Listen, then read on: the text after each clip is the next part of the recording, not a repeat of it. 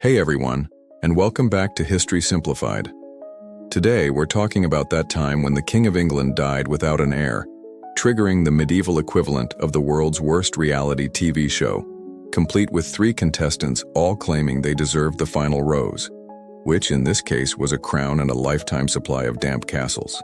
Think of it as a global group project where England is the prize, a French-speaking Viking is the over-prepared kid who did all the reading, a giant Norwegian is the muscle who just wants to smash things, and a local hero is trying desperately to keep it all from falling apart. It's a story of ambition, betrayal, and some truly catastrophic timing. Now, before the inevitable backstabbing begins, if you enjoy this highly inaccurate but fun version of history, please hit that like and subscribe button. Seriously, it helps us buy more silly hats for the next video. Alright, grab some popcorn. Things are about to get unnecessarily complicated. Our story begins in the mid-11th century, a time when England had, against all odds, sort of gotten its act together. After centuries of being the Vikings' favorite smash-and-grab destination, the island kingdom was now a unified, organized, and surprisingly wealthy nation. It had a sophisticated system of shires and sheriffs, a standardized currency, and a tax system that actually worked. It was, to put it in modern terms, the rich kid on the block with all the latest gadgets, making it an incredibly tempting target for anyone with a boat and a questionable moral compass. Presiding over this prosperous but perpetually anxious kingdom was King Edward, a man known to history as the Confessor. This title sounds impressive, like he was a medieval superhero of faith. But in practice, it meant he was far more interested in the state of his immortal soul than the state of his kingdom. Edward was, to be gentle, a bit weird for a king. He was intensely pious, bordering on obsessive. While other monarchs were out there conquering, feasting, and siring legions of heirs, Edward was busy fasting, praying, and overseeing the construction of his pet project, a massive new church that would one day become Westminster Abbey. He'd spent a huge chunk of his youth in exile in Normandy, and he came back to England with a distinct preference for French friends, French fashion, and French wine, much to the annoyance of his gruff Anglo-Saxon nobles who thought he was putting on airs. But his biggest, most glaring, most kingdom-endangering flaw was this. In an era where a king's primary job was to produce a male heir to keep the whole system from imploding, Edward was childless. He and his wife, Edith, had a marriage that was, shall we say, more of a polite business arrangement than a passionate romance. The official line was that he'd taken a vow of celibacy. Whether that's true or he just really wasn't into it, the result was the same. A great big flashing neon red power vacuum hovering directly over the English throne. This wasn't just a minor inconvenience. It was a national security crisis waiting to happen. Succession in Anglo-Saxon England wasn't the straightforward eldest son gets the lot deal it would later become. The crown wasn't just inherited, it was decided. A council of the most powerful men in the kingdom, the Witenagemot, or the Witan for short, had the final say. They'd consider blood ties, the previous king's wishes, and most importantly, who was powerful and competent enough to actually lead the country and stop it from being invaded again. Without a clear son of the king to rally behind, the Witan's job was about to become a political minefield. Edward, in his saintly distraction, had essentially left a note on the throne that said, "To whomever wants this most, good luck, I'll be praying for you." This is, frankly, a masterclass in terrible management. You have one job, Edward. One, beyond, not getting conquered. Your key performance indicator is produce heir. It's not build fanciest church or achieve maximum piety. It is ensuring a smooth, non-bloody transition of power. By neglecting this, you're not just leaving a logistical headache. You're practically sending out engraved invitations to every ambitious warlord in Northern Europe. It's like leaving your front door wide open with a sign that reads, "Free Kingdom inside. Please form an orderly queue for invasions." The personification of England at this point would be a perpetually stressed-out middle manager, constantly trying to get its CEO to focus on the quarterly reports while he's busy meditating. Personified dialogue, England, clears throat nervously, holding a clipboard. "Your Majesty, a moment of your time. We need to discuss the long-term strategic plan." specifically the succession folder. King Edward, eyes closed, looking serene. Ah yes, succession. I was just contemplating the celestial succession of the angelic choirs. Did you know there are 9 distinct orders? Fascinating. England. Right. Fascinating. But I was thinking more about the earthly succession, as in, who wears this shiny hat after you've, been promoted to the celestial choir yourself? Edward. The Lord will provide a worthy successor. His plan is divine and unknowable. England. With all due respect, the Lord's plan often involves a lot of bearded men with axes, and I'm trying to avoid that. My coast is literally lined with guys who think divine plan is just another term for their plan. We need a name, a kid, a nephew, someone with your blood in them.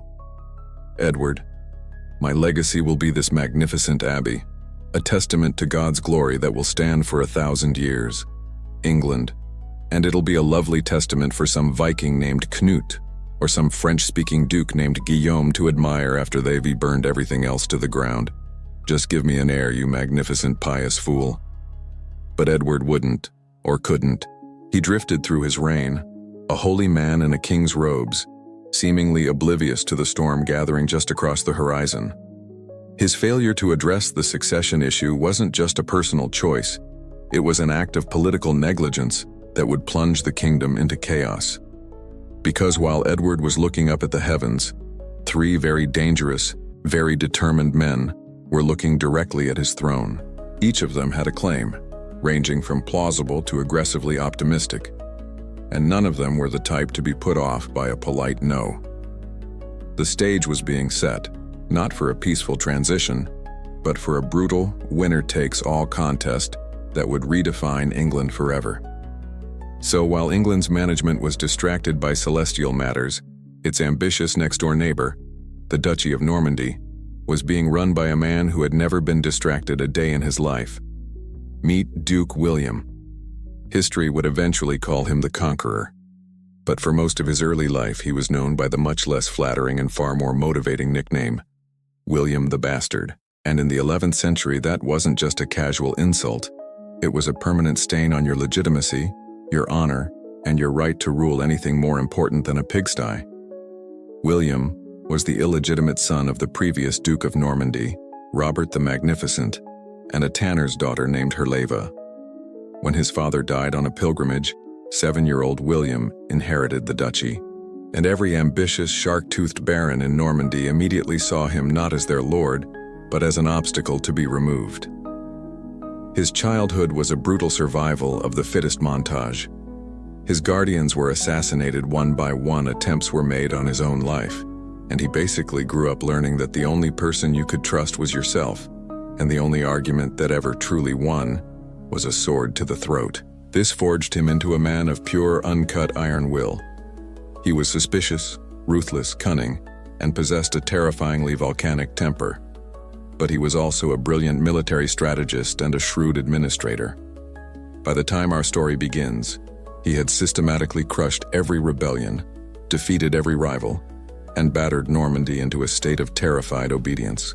He was the undisputed master of his own house, a tightly coiled spring of ambition who now found his own duchy a bit too small for his appetites. And from his shores, on a clear day, he could just about see the faint, white, and tantalizingly rich cliffs of England. William's justification for eyeing up his neighbor's property wasn't just idle greed, oh no. It was, in his mind, a matter of contractual obligation. He had a claim. His claim was rooted in family ties and, more importantly, a verbal promise allegedly made by none other than King Edward the Confessor himself. You see, William's great-aunt was Emma of Normandy, who was King Edward's mother. This made William and Edward first cousins once removed, a connection that was thin, but in the tangled web of medieval dynasties, it was something to work with. The real crux of his argument, however, was that years ago, when Edward was living in exile in Normandy, he had supposedly promised William the English throne as a thank you for the sanctuary and support the Norman court had provided him. Edward, childless and grateful, had apparently looked at the tough, ambitious young William and thought, yeah, he'll do. Now, Was this promise real? It's one of history's great, he said. She said moments. William and the Norman chroniclers swore on every holy relic they could find that it was a solemn, legally binding oath. The English, naturally, would later claim it was nonsense. They had argued that even if a homesick Edward had said something to that effect over a glass of Norman wine, he had absolutely no right to give the crown away. The kingdom wasn't his personal property to bequeath like a favorite hunting dog. The Witan had to consent. To the English, this was a fundamental principle of their governance. To William, this was just inconvenient red tape. A king's word was his bond, and Edward's word had bonded the English crown to him. Period. Anyone who disagreed was not just wrong. They were a promise breaker, an oath defiler, and an enemy of God's chosen successor. This is the kind of logic that only works if you have a very large army. Imagine trying to claim ownership of a Fortune 500 company based on a pinky swear you made with the CEO at a family barbecue a decade ago. It's audacious, it's bold, and it's completely unhinged. But William wasn't just any corporate raider. He was a man who had clawed his way to power from nothing, a man for whom the word impossible was just a challenge. He saw England not as a foreign country to be invaded, but as a birthright that was being unjustly withheld. He'd spent his entire life fighting for what he believed was his, and in his mind, England was next on the list. His duchy, Normandy, had a personality forged in his image. Tough, militarized, and tired of the constant fighting, but fiercely loyal to the terrifying duke who had brought it order. It was a land of knights and castles, a feudal society par excellence, ready to be weaponized for its master's grand ambition. Personified dialogue. Normandy, leaning on a parapet, looking exhausted. My Lord Duke, a moment. The last of the rebel barons has sworn fealty. Your cousin in Burgundy has been dealt with. The French king is busy with his own problems. Can we not start a major war for, say, a year? We could all use a nap. William, not looking at Normandy, staring intently across the English Channel. Look at it. So close, dripping with silver, governed by a living saint who's more concerned with his prayer beads than his borders. Normandy. It's England, my lord. It's a very large and very wet and full of angry men with axes who don't like us very much. They call us wine-sipping dandies. William. They can call us whatever they like from their graves. Edward promised me that throne. He gave me his word. Normandy. Are we absolutely sure about that promise? Was there a scribe present? A witness who isn't currently on your payroll? Because it feels like a rather flimsy pretext for a full-scale amphibious invasion. William. It was a sacred vow. He was my guest, my family, and I am his rightful heir. His inaction is an invitation. His piety is a weakness. My claim is my will. Normandy sighs heavily. So, we're not taking that nap, are we? I'll tell the foresters to sharpen their axes. We're going to need boats, I assume, a ridiculous number of boats. William. Yes. And knights, and archers, and a strongly worded letter to the Pope. We're going to collect my inheritance. And so the gears began to turn. Across the water from a peacefully oblivious England, a formidable machine of war was slowly being designed. William of Normandy, the bastard duke who had fought for everything he ever owned, had set his sights on the ultimate prize. He wasn't just a raider looking for plunder. He was a politician, a zealot, and a general who believed destiny was on his side. He saw the power vacuum Edward was creating not as a problem for England, but as a personal opportunity. The first piece was on the board, and he was already planning his opening moves. But England had its own king in waiting, a man who was everything Edward wasn't. Powerful, popular, and very, very English. Back in England, while Duke William was busy plotting his hostile takeover from across the Channel, the country was being run, in pretty much every practical sense, by one man, Harold Godwinson, Earl of Wessex. If William was the gritty, brooding anti-hero of our story, Harold was the quintessential golden boy, the popular high school quarterback, the home team favorite. He was everything the English aristocracy admired: handsome, charming, fabulously wealthy, and a genuinely brilliant military commander. He was the son of the late Earl Godwin, a political mastermind who had been the most powerful man in England for a generation. And Harold had inherited all of his father's cunning along with a charisma that was entirely his own. His power base was immense.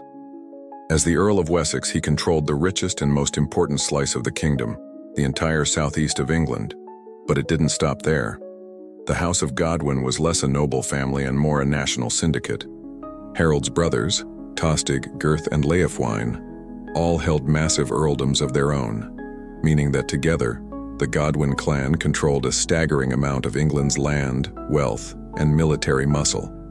To top it all off, his sister, Edith, was literally the Queen of England, married to King Edward himself.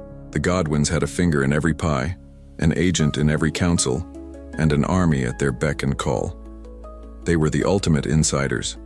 So while King Edward was busy with his grand designs for Westminster Abbey, Harold was the one actually governing. He was the king's right-hand man, his chief minister, and his top general. When the Welsh princes started raiding across the border, it wasn't the pious Edward who dealt with it. It was Harold who led a ruthless and lightning-fast campaign that decisively crushed the Welsh resistance. When diplomatic negotiations were needed, it was Harold who conducted them. When the navy needed to be mustered, it was Harold who gave the orders. He was, for all intents and purposes, the acting CEO of England plc, while Edward was the eccentric chairman of the board who spent his days in spiritual retreats. For most Englishmen, from the powerful lords of the Witan down to the humble farmer in his field, Harold Godwinson was the king in all but name. He was the obvious, logical, and overwhelmingly popular choice to take the crown when the old king finally passed. His claim to the throne wasn't based on a whisper of a promise from a decade ago, nor was it based on some ancient, dusty bloodline. Harold's claim was grounded in the here and now. He was English born and bred. He was the brother-in-law of the current king. He was the most powerful and respected man in the country. And most importantly, he had the presumed backing of the Witan, the council that actually made the decision. In the messy world of Anglo-Saxon succession, his resume was pretty much perfect. It was a no-brainer. He was the continuity candidate, the safe pair of hands who would keep the ship of state steady and, crucially, keep foreign adventurers like William of Normandy from getting any bright ideas. Let's be honest about the power dynamic here. King Edward might have worn the crown, but the Godwins were the ones who made sure it stayed on his head. There had even been a major falling out years earlier, where the king, in a rare fit of decisiveness, had managed to get the entire Godwin family exiled. It lasted about a year. They came back with an army, sailed up the Thames, and essentially forced the king to give them back all their titles and lands. The incident proved two things. First, that the Godwins were not to be trifled with, and second, that without their support, the king's authority was fragile at best. Harold wasn't just a candidate for the throne, he was the man who could hold the kingdom together. England, as a personified nation, would have viewed Harold with a profound sense of relief. After decades of a well-meaning but detached monarch, here was a man who understood its needs, who fought its battles, and who spoke its language. Personified dialogue. England, sighing contentedly while Harold signs a stack of documents. Honestly, Harold, I don't know what I'd do without you. The northern border is quiet, the Danes haven't raided in ages, and the economy is stable. It's almost peaceful. Harold doesn't look up from his work. Peace is just the intermission between fights, England. We need to repair the coastal defenses. I've heard rumors of a Norman duke with an inflated sense of entitlement. England. Oh, him. The one with the flimsy claim based on something Eddie might have mumbled in his sleep 20 years ago. You're not worried, are you? Harold. I'm always worried. That's why I'm in charge. Worrying is my job. Let the king worry about the color of the new altar cloth. I'll worry about the 1,000-ship invasion fleet. England. You're so practical. It's refreshing. When the time comes, you know, the Witan will do the right thing. They'll choose you. They have to. Harold. The Witan is made of powerful men, and powerful men are driven by their own interests. I have their respect for now. But respect is a currency that can be devalued overnight. I just need to make sure I'm the only viable option on the table. England. Well, you're the only one who knows how all the plumbing works. That's got to count for something. So the situation seems clear, right? On one side of the channel, a foreign duke with a dubious claim. On the other, a homegrown hero with all the power, popularity, and political backing. It should have been a simple open and shut case for Harold. He just needed to play it cool, keep things running smoothly, and wait for the inevitable. But history and Harold Godwinson were about to make a catastrophic, unforced error.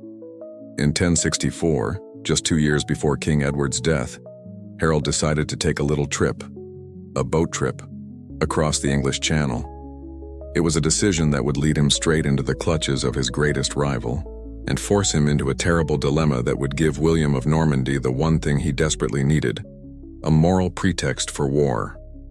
So Harold Godwinson, the most powerful man in England, the de facto ruler of the kingdom and king in waiting, made a decision that ranks somewhere between invading Russia in the winter and telling a Viking his beard looks silly on the all-time list of historical blunders.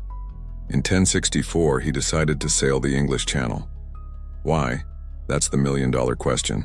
Norman historians, writing with the crystal-clear benefit of hindsight and a pro-William agenda, would later claim King Edward had personally dispatched Harold on this mission to officially swear fealty to Duke William and confirm the Norman succession. English sources are suspiciously quiet on the matter, suggesting he might have been on a private mission to rescue relatives held hostage in Normandy, or maybe he was just on a very ill-advised fishing trip. Whatever the reason, it was the worst planned voyage since the Titanic. A storm of legendary convenience blew up, smashing Harold's ship off course and depositing him, sputtering and soaking wet, onto the shores of Ponthieu. This was the territory of a greedy little toad of a man named Count Guy, who was technically a vassal of Duke William, but operated with the moral compass of a loan shark. Guy immediately recognized the jackpot that had just washed up in his fishing nets. He took Harold hostage and demanded a king's ransom for his return. This was a classic medieval shakedown, but Guy had just tried to shake down the wrong man's rival. News of the distinguished English castaway reached Duke William in Rouen. His eyes must have lit up. This wasn't a problem, it was a gift from God. He couldn't have some minor league count holding the most important man in England. So William put on his hero cape, rode to Ponthieu with a squad of heavily armed knights and negotiated Harold's release. Whether he paid Guy off or just stared at him until he folded is unclear, but the result was the same. Harold was rescued. He was now free from Count Guy I.'s grubby dungeon and was instead escorted to William I.'s court as an honored guest, which is the 11th century equivalent of being told you can check out anytime you like, but you can never leave. What followed was a masterclass in psychological manipulation. William didn't lock Harold in a tower. He did the opposite.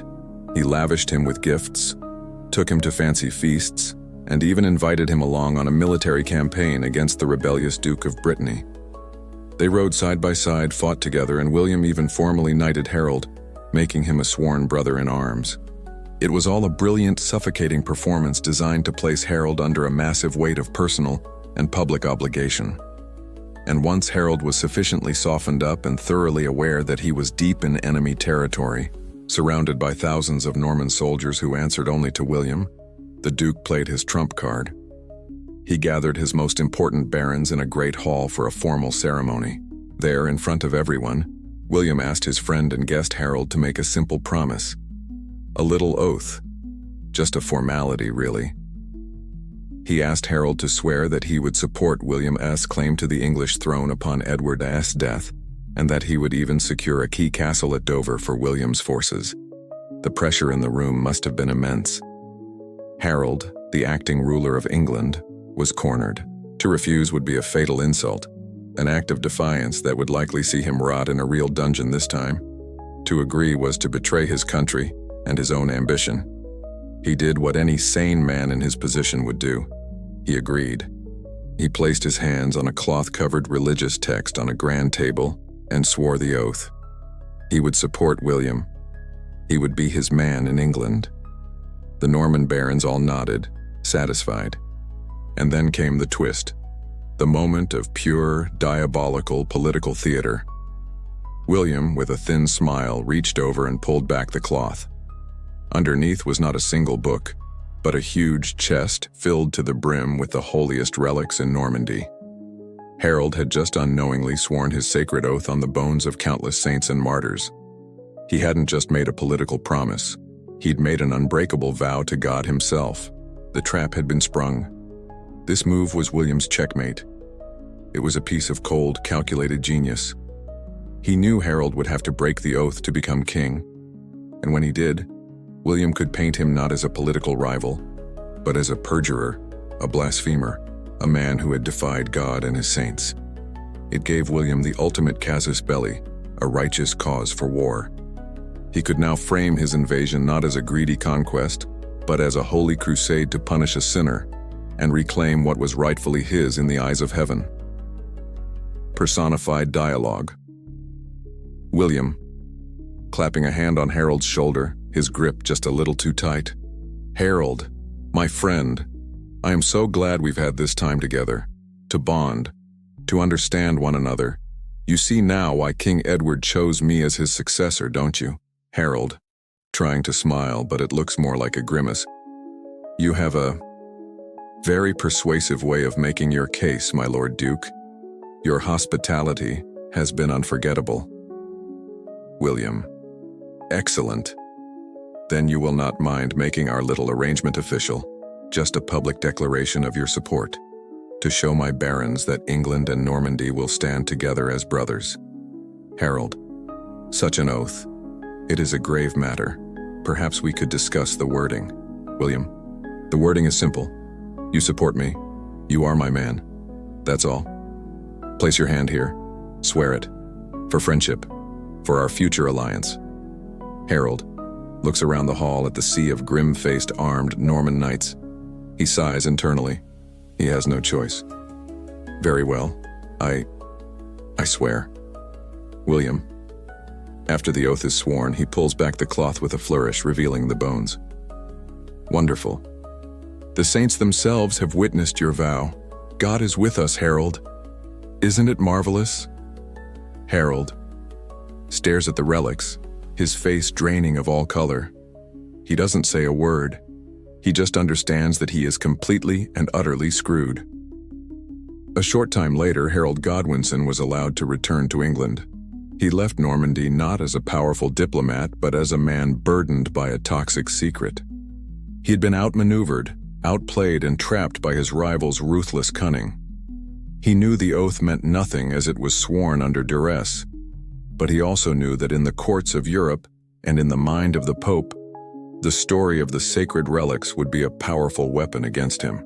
The personal rivalry was now set in stone, but the Game of Thrones was about to get even more crowded. Unbeknownst to either William or Harold, another contender was watching the situation from the cold, hard north.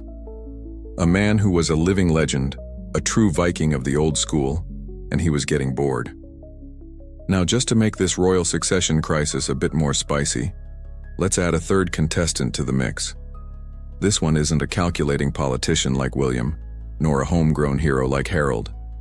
This one is a 7-foot-tall, battle-scarred living legend who chewed up violence for breakfast and considered a quiet afternoon of poetry writing to be a wild day. Meet the King of Norway, Harold Sigurdsson, known to the world by the thoroughly earned and terrifying nickname Harald Hardrada, which translates to Harold, the Hard Ruler. And when they said hard, they meant it. This man was the final, bombastic, heavy metal encore of the entire Viking Age. His life story reads like something a screenwriter would reject for being too unrealistic. At the tender age of 15, he fought alongside his older half-brother, the King of Norway, in a massive battle to defend his throne. They lost. His brother was killed, and Harold himself was horribly wounded and left for dead on the battlefield. But he didn't die. He escaped, fled Norway, and began one of the most insane mercenary careers in history. He made his way to the Kievan Rus, where he served in the armies of the great Prince Yaroslav the Wise. After learning the ropes of continental warfare, he traveled south to the glittering heart of civilization, Constantinople, the capital of the Byzantine Empire. There he joined the most elite, most feared mercenary unit in the world, the Varangian Guard. These were the personal bodyguards of the Byzantine emperor, a legion of axe-swinging Norsemen who were paid a fortune to be the emperor's loyal, terrifying bulldogs. Hardrada didn't just join, he excelled. He rose through the ranks, becoming a commander and leading the Varangians in brutal campaigns all across the Mediterranean. He fought Saracen pirates in Sicily, crushed Bulgarian rebels in the Balkans, and went on pilgrimages/raids to Jerusalem. He saw the wonders of the ancient world and burned most of them down. Along the way, he amassed a colossal fortune, looting fallen cities and hoarding his pay. He was a legend, famed for his ferocity, his cunning, and his sheer, indomitable presence. Eventually, his Byzantine career ended in a spectacular fallout with the Empress, which saw him thrown in prison, only for him to stage a daring escape, kidnap a princess, and sail back to Norway with a ship so laden with gold it barely stayed afloat. With this immense wealth, he bought himself an army, forced his nephew, the current king, to make him co-ruler, and then conveniently became the sole king when his nephew died shortly after. He was now King Harald Hardrada of Norway, a man who had gone from a teenage exile left for dead to one of the most famous and feared rulers in Christendom. And after a few years of consolidating his power and bullying the Danes, he was getting profoundly bored. For a man like Hardrada, peace was just a slow death. His entire life had been a saga of war and adventure, and he felt he needed one last epic chapter to cement his legacy. He wanted to do what the legendary King Canute the Great had done a generation before: unite Norway, Denmark, and the fabulously wealthy prize of England into a great North Sea empire. So what was his official claim to the English throne? It was, by a considerable margin, the most ridiculous of the three. It was based on a verbal agreement made between two other guys, both of whom were now dead. The story goes that a previous king of Norway, Magnus the Good, had made a pact with the then King of England and Denmark, Harthacnut.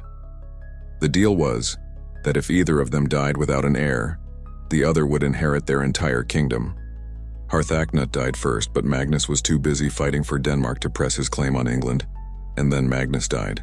Hardrada, as Magnus's successor, decided that this old, expired second-hand claim was still perfectly valid.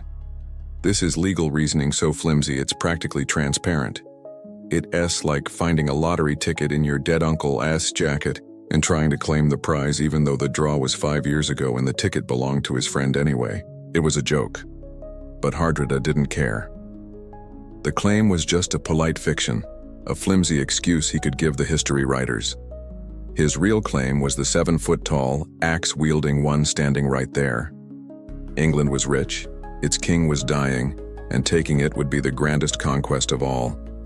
It was the final boss battle of his life, and he was determined to win. Personified dialogue. Norway. A cold, biting wind howls across a fjord. My king. The Danes are defeated. Your coffers are full of Byzantine gold. The skalds sing of your great deeds. Perhaps it is time to enjoy the fruits of your labor. Maybe invent a new type of fermented fish. Harald Hardrada, staring out at the gray sea, looking impossibly huge and restless. I have seen the lighthouse of Alexandria. I have bathed in the rivers of Sicily. I have heard the whispers in the emperor's palace in Miklagard. And now you want me to sit here and watch ice form?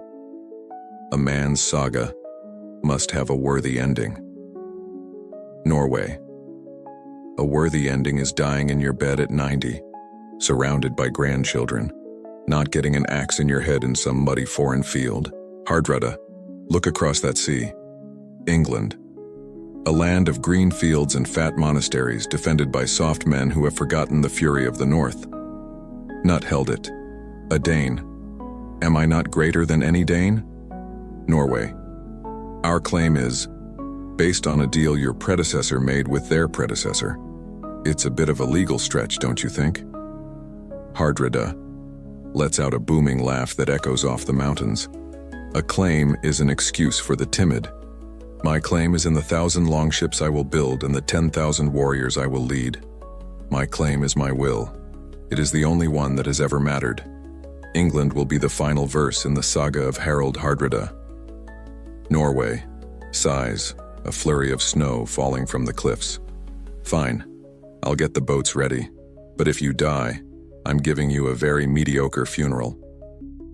And so, the third great predator began to circle. In Norway, trees were being felled and longships were being built. An army of Viking warriors eager for one last great adventure under their legendary king was gathering. Hardrada was a force of nature, a throwback to an older, more brutal era, and he was about to be unleashed on the fragile political landscape of England. He had the army, the ambition, and the will. All he needed now was an excuse to launch his attack, and perhaps an ally. Someone on the inside, someone with a deep-seated grudge against the current management of England. And as luck would have it, just such a man was about to become available. A fearsome Viking king with an army, a navy, and a flimsy excuse is a dangerous thing. But what makes it even more dangerous is giving him a local guide, an angry, well-connected insider who knows all the kingdom's weaknesses and is burning with a desire for revenge. And as fate would have it, England was about to produce the perfect candidate for the job. Tostig Godwinson, Harold's very own brother.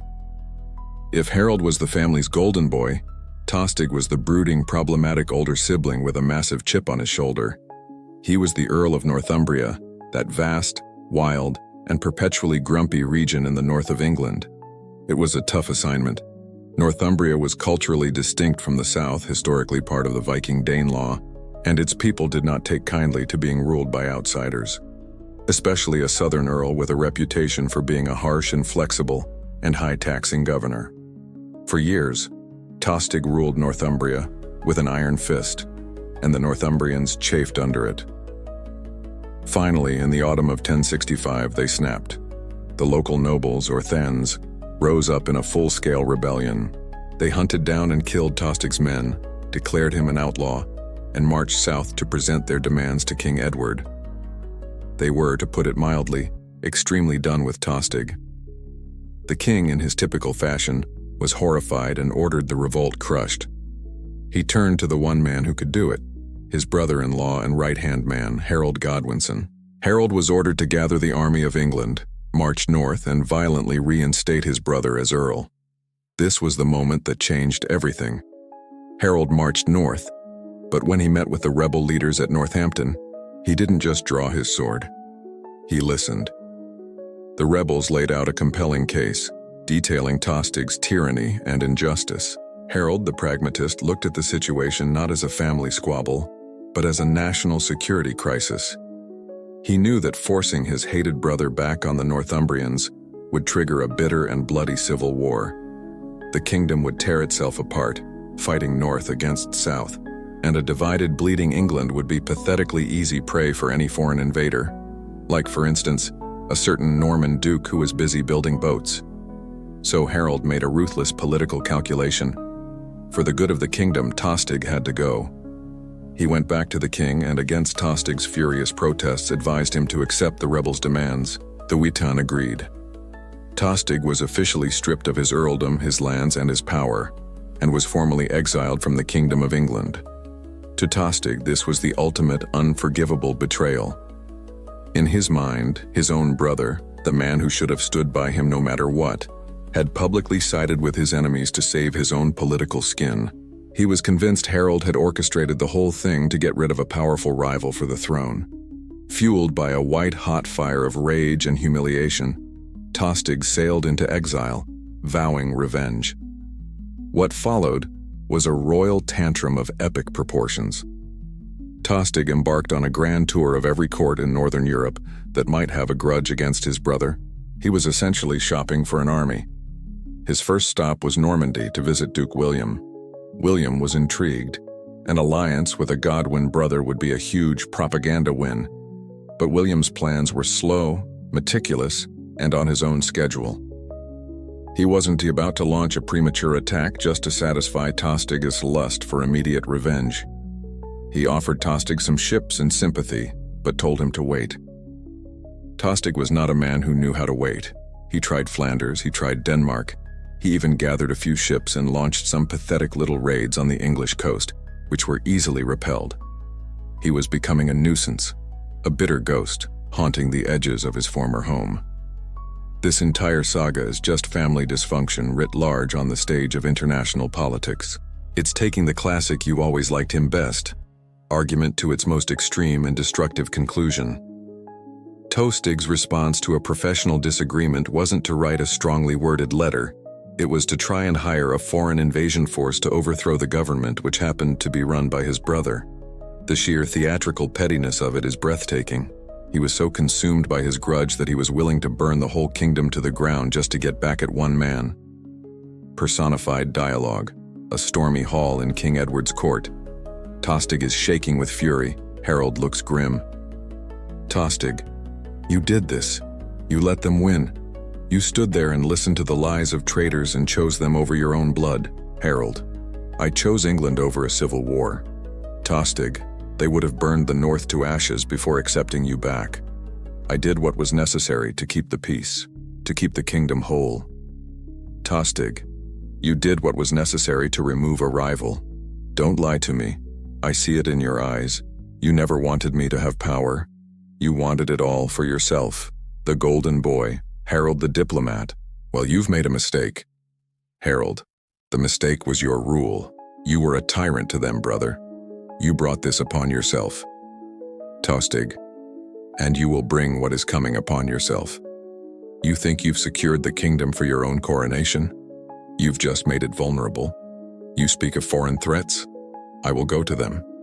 I will find a king with a stronger spine and a better sense of loyalty than you. I will offer him my knowledge, my name, and my sword. Harold, you would betray England? For this? For pride? Tostig, you betrayed me first. I am no longer English. I am an exile. And an exile's only loyalty is to his own revenge. After being brushed off by Duke William and finding little concrete support elsewhere, Tostig's options were running out. But there was one king left on his list. A king renowned for his love of gold, glory, and high-risk gambles. A king who already believed he had a claim on England and who possessed the largest and most battle-hardened army in the Viking world. Tostig, the bitter exile, the ultimate insider turned traitor, set sail for the cold fjords of Norway. He was going to meet Harald Hardrada, and he was about to make him an offer he couldn't possibly refuse. The final piece of the puzzle was about to click into place, setting the stage for an invasion from not one, but two directions. While Tostig Godwinson was sailing the North Sea in search of a partner in crime, the situation back in England was reaching its inevitable, long-dreaded climax. The storm that had been gathering for decades was about to break. It was the winter of 1065, and King Edward the Confessor, now old and frail, had finally achieved his life's ambition, the completion of his magnificent new church, Westminster Abbey. A grand ceremony was planned for its consecration just after Christmas. But in a moment of tragic irony, the king was too sick to attend his own party. His health, which had been failing for some time, suddenly collapsed. The confessor was dying. The royal court at Westminster became a pressure cooker of anxiety and whispered speculation. Every powerful noble in the kingdom held their breath. This was it, the moment of truth. For years, the question of the succession had been the great unspoken terror in English politics. Now, it was being screamed from the rooftops. Edward was on his deathbed, and he still hadn't officially, publicly, and unambiguously named an heir. Gathered around his bedside were the most important figures in the realm: Archbishop Stigand, a few loyal earls, his wife Queen Edith, and of course her brother, the most powerful man in the kingdom, Harold Godwinson. What happened next would be debated, contested, and fought over for centuries. According to the English sources, written, it must be said, by people firmly in Team Harold, the dying king had a final moment of lucidity. He turned to Harold, the man who had been his loyal deputy and the de facto ruler of the country for years, and entrusted the kingdom to his care. The exact words are lost to history, but the sentiment was clear. "Into your hands I commend my kingdom and my wife." He was passing the torch. He was naming Harold his successor. This was, for the English lords present, a perfectly logical and welcome conclusion. It was the king confirming the man they already knew was the only viable choice. On January 5, 1066, King Edward the Confessor died. The throne of England was officially vacant. But was his deathbed wish really that clear? To Harold and his supporters, it was a direct command, a royal designation, case closed. But to his rivals, it was, at best, the confused ramblings of a dying man. William of Normandy, upon hearing the news, would have laughed with contempt. A last-minute change of heart, a whispered promise on a deathbed. It meant nothing compared to the solemn public promise Edward had made to him years ago, and it certainly didn't nullify the sacred bone-blessed oath that Harold Godwinson himself had sworn in Normandy. As far as William was concerned, Edward's last words were irrelevant. The deal was done, and Harold was now a perjurer for even considering the crown. And up in Norway, Harold Hardrada wouldn't have cared a bit about any of Edward's promises. English politics were just noise. His claim was based on his own epic lineage and a deal made by his predecessor. A whispered commendation to Harold Godwinson changed nothing. The prize was still there for the taking. So, in his final act, Edward the Confessor managed to do what he had done his entire reign: create maximum political chaos through a stunning lack of clarity. He left behind not a clear succession, but a multiple-choice question where every answer was war. Let's do a quick recap of our three main contestants in this bloody Game of Thrones. Contender 1. Harold Godwinson, the homegrown hero.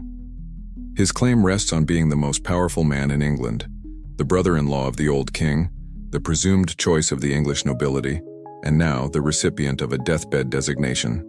His argument: I'm here, I'm qualified, and the last guy said, I could have it.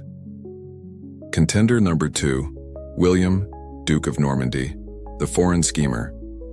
His claim is based on a much older promise from Edward, plus a sacred oath of support sworn by Harold himself. His argument: he promised me first, and that guy swore on a pile of saint bones. This is a matter of holy law. Contender number 3, Harold Hardrada, King of Norway, the Viking legend. His claim is based on a convoluted second-hand agreement between two kings who were both long dead. His argument: my claim is a 7-foot-tall Viking with a giant axe. Next question: personified dialogue. In a vast cosmic office, fate is polishing a crystal ball. The year 1066, a frantic intern in a sweat-stained tunic bursts in. The year 1066, he's dead.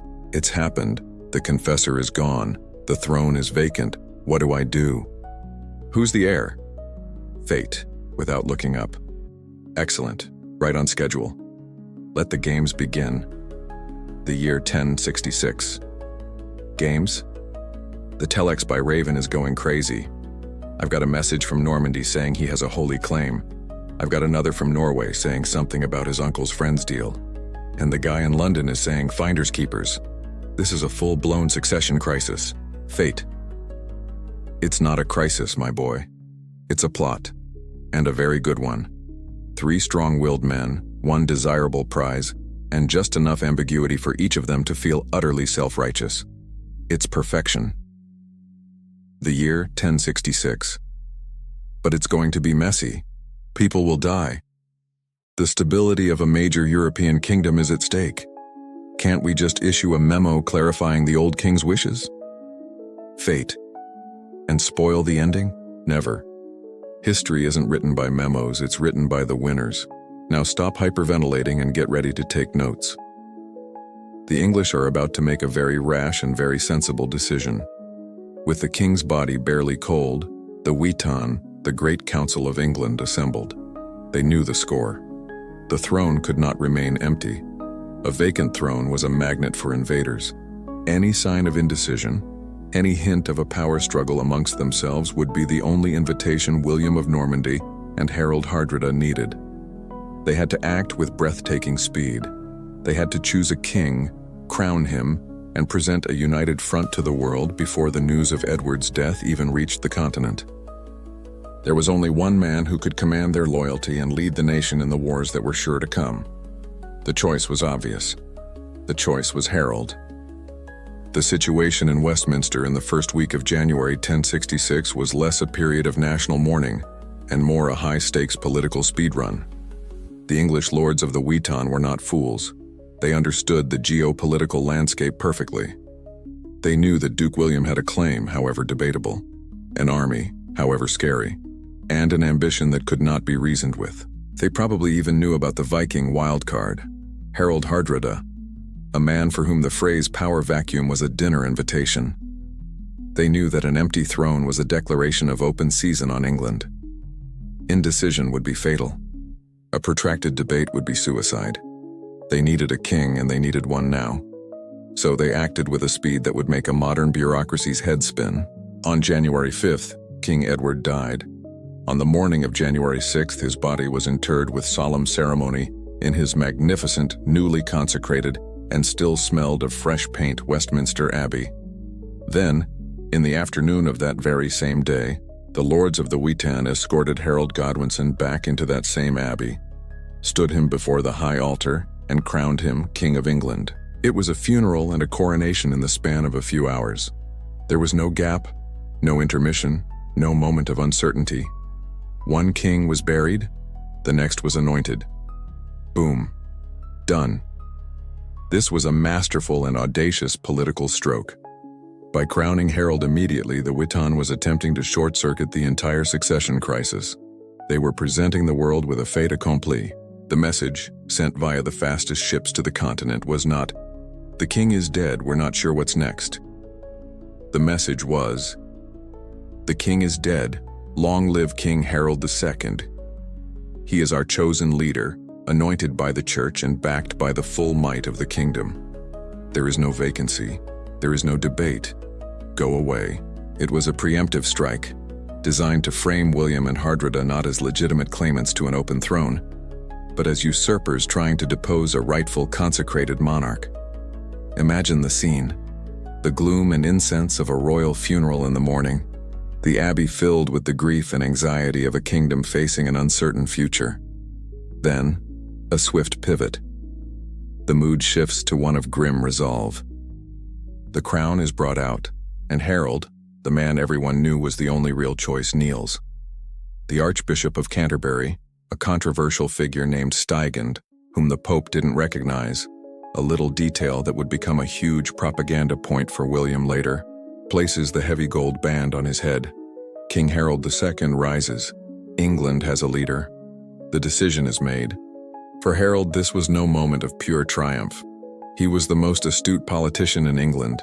He knew exactly what he was doing.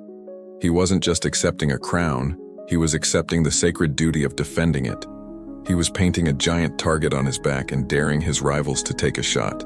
This whole affair is the medieval equivalent of a tech startup, discovering two massive corporations are planning hostile takeovers.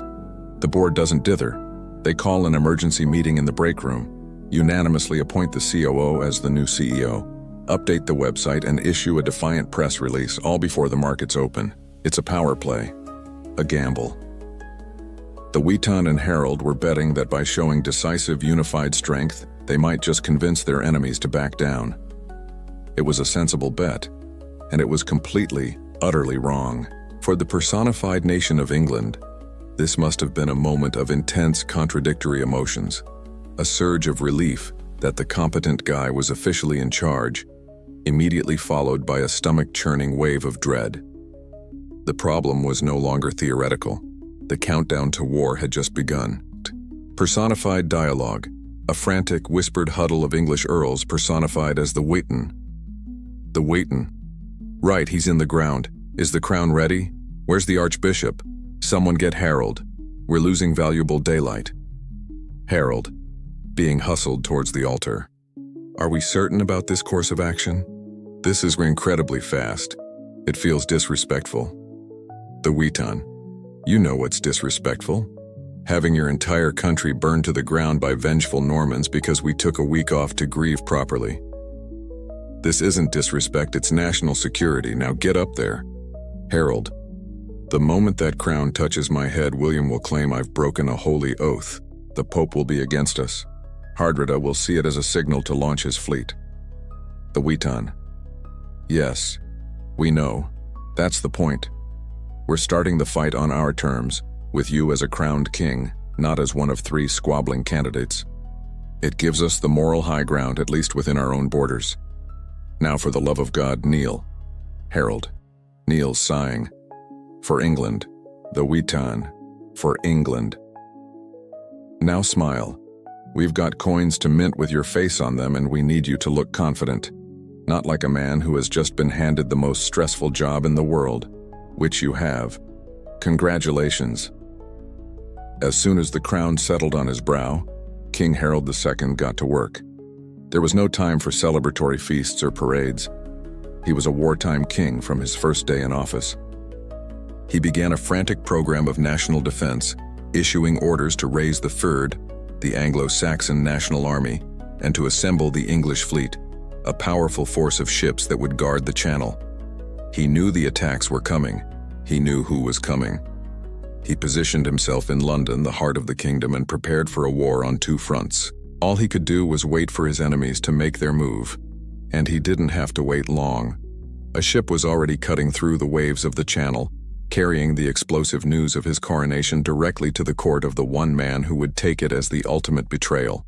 The news traveled as fast as the winter winds, and the fastest ship in the English fleet could carry it. It crossed the choppy gray waters of the Channel and arrived in the Duchy of Normandy. The messenger found Duke William where a powerful lord was supposed to be. Enjoying the privileges of his station, he was out hunting in his forest near Rouen, surrounded by his knights, a picture of confident aristocratic power. The breathless messenger was brought before him, and in the crisp winter air, the words were spoken. King Edward is dead.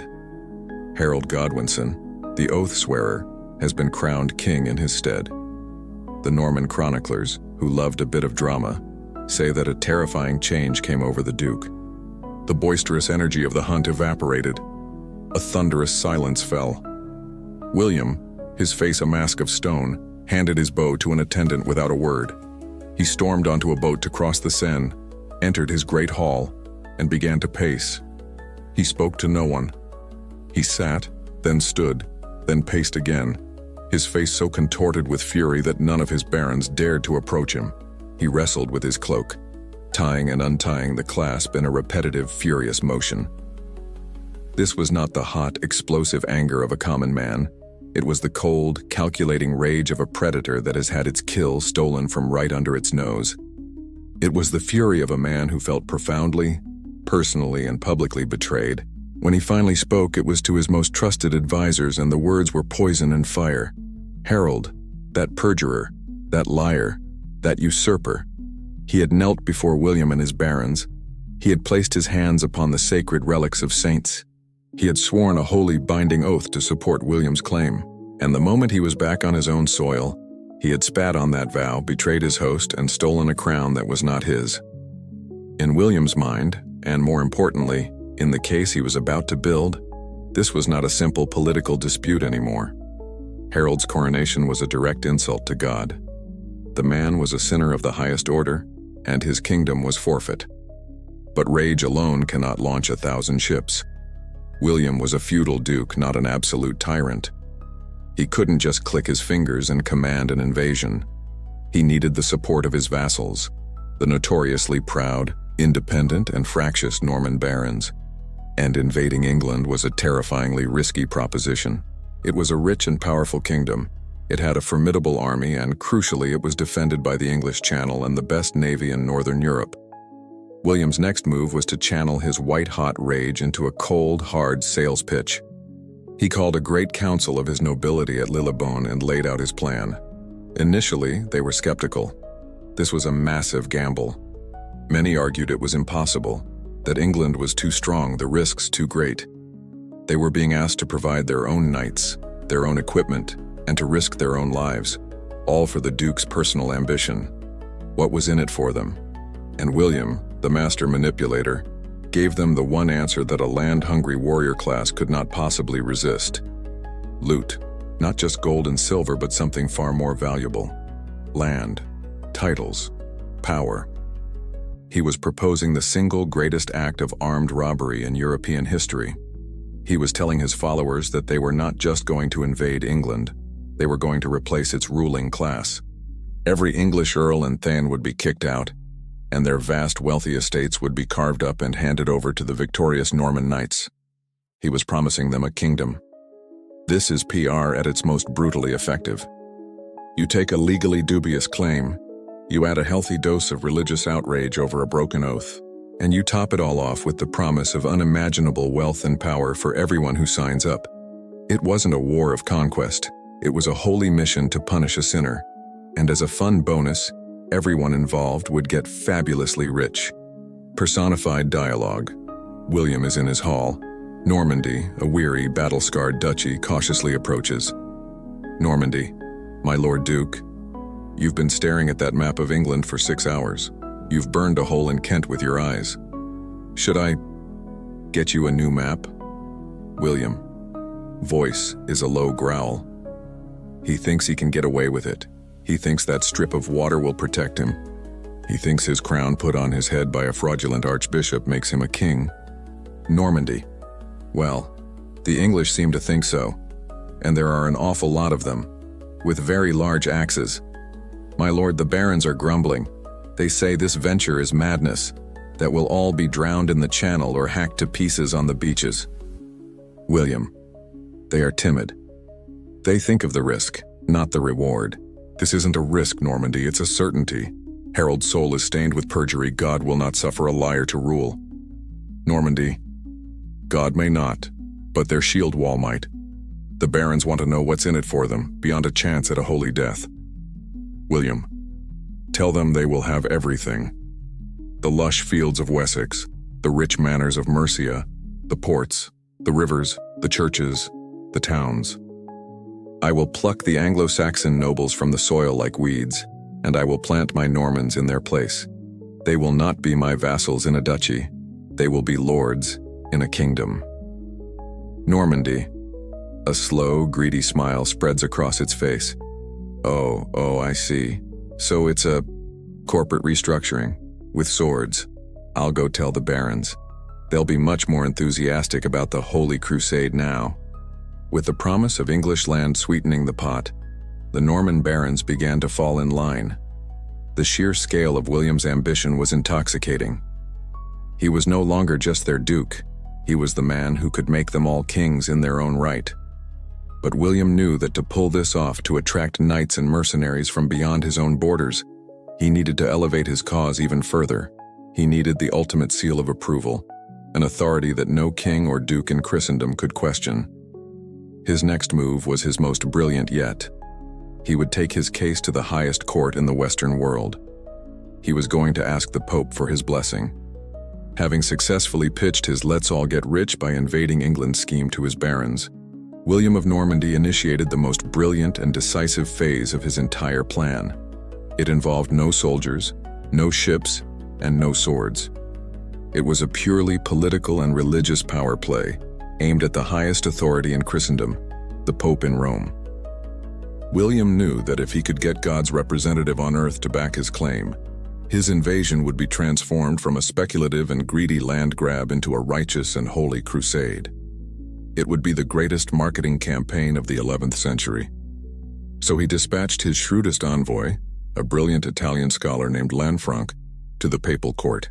Lanfranc arrived in Rome with a carefully constructed, devastatingly effective, and entirely one-sided legal argument. He laid out William's case for Pope Alexander II, and it was a masterpiece of political spin.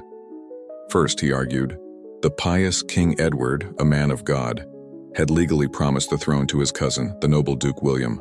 Second, the English Earl Harold Godwinson had traveled to Normandy and sworn a sacred, unbreakable oath on a massive collection of holy relics to uphold this promise.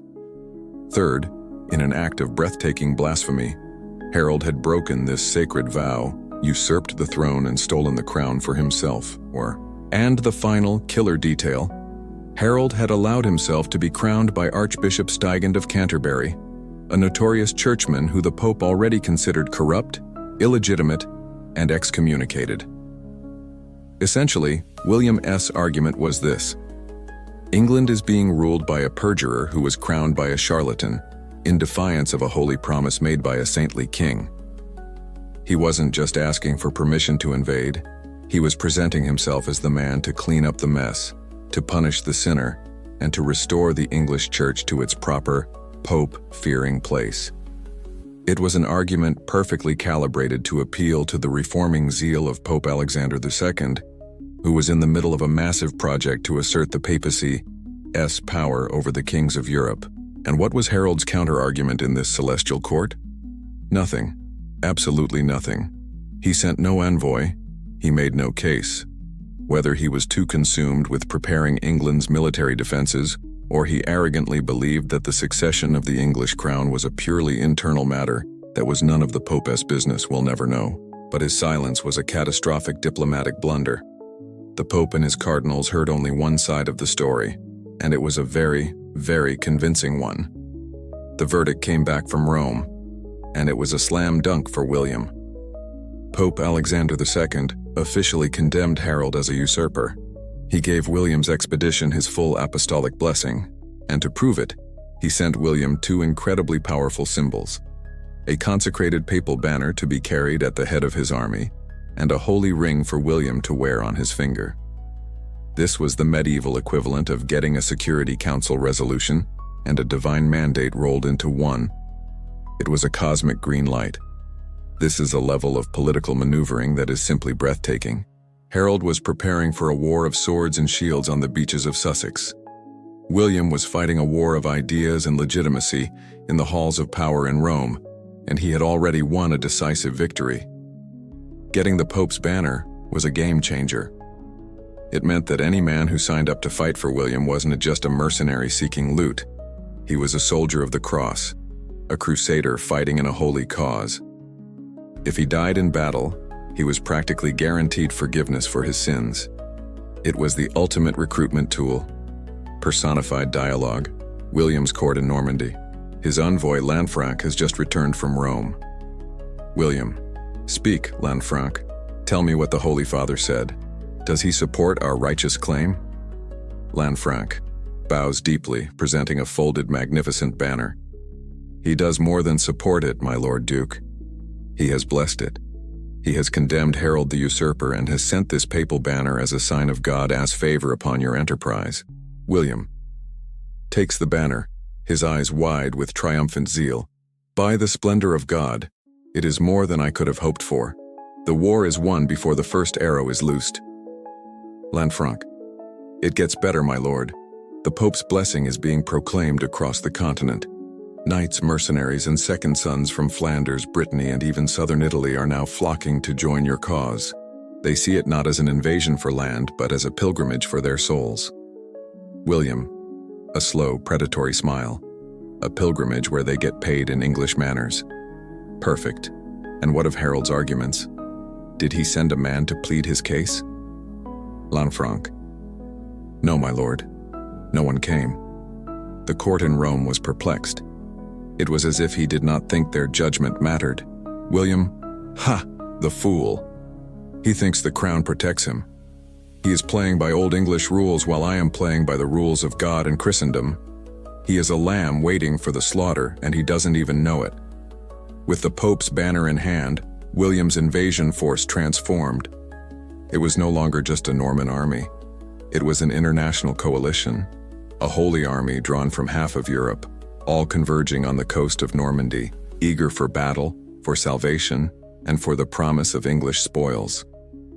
The momentum was building to an unstoppable level. But while William was masterfully gathering the forces of heaven and earth for his southern assault, the pieces were also falling into place for the other invasion.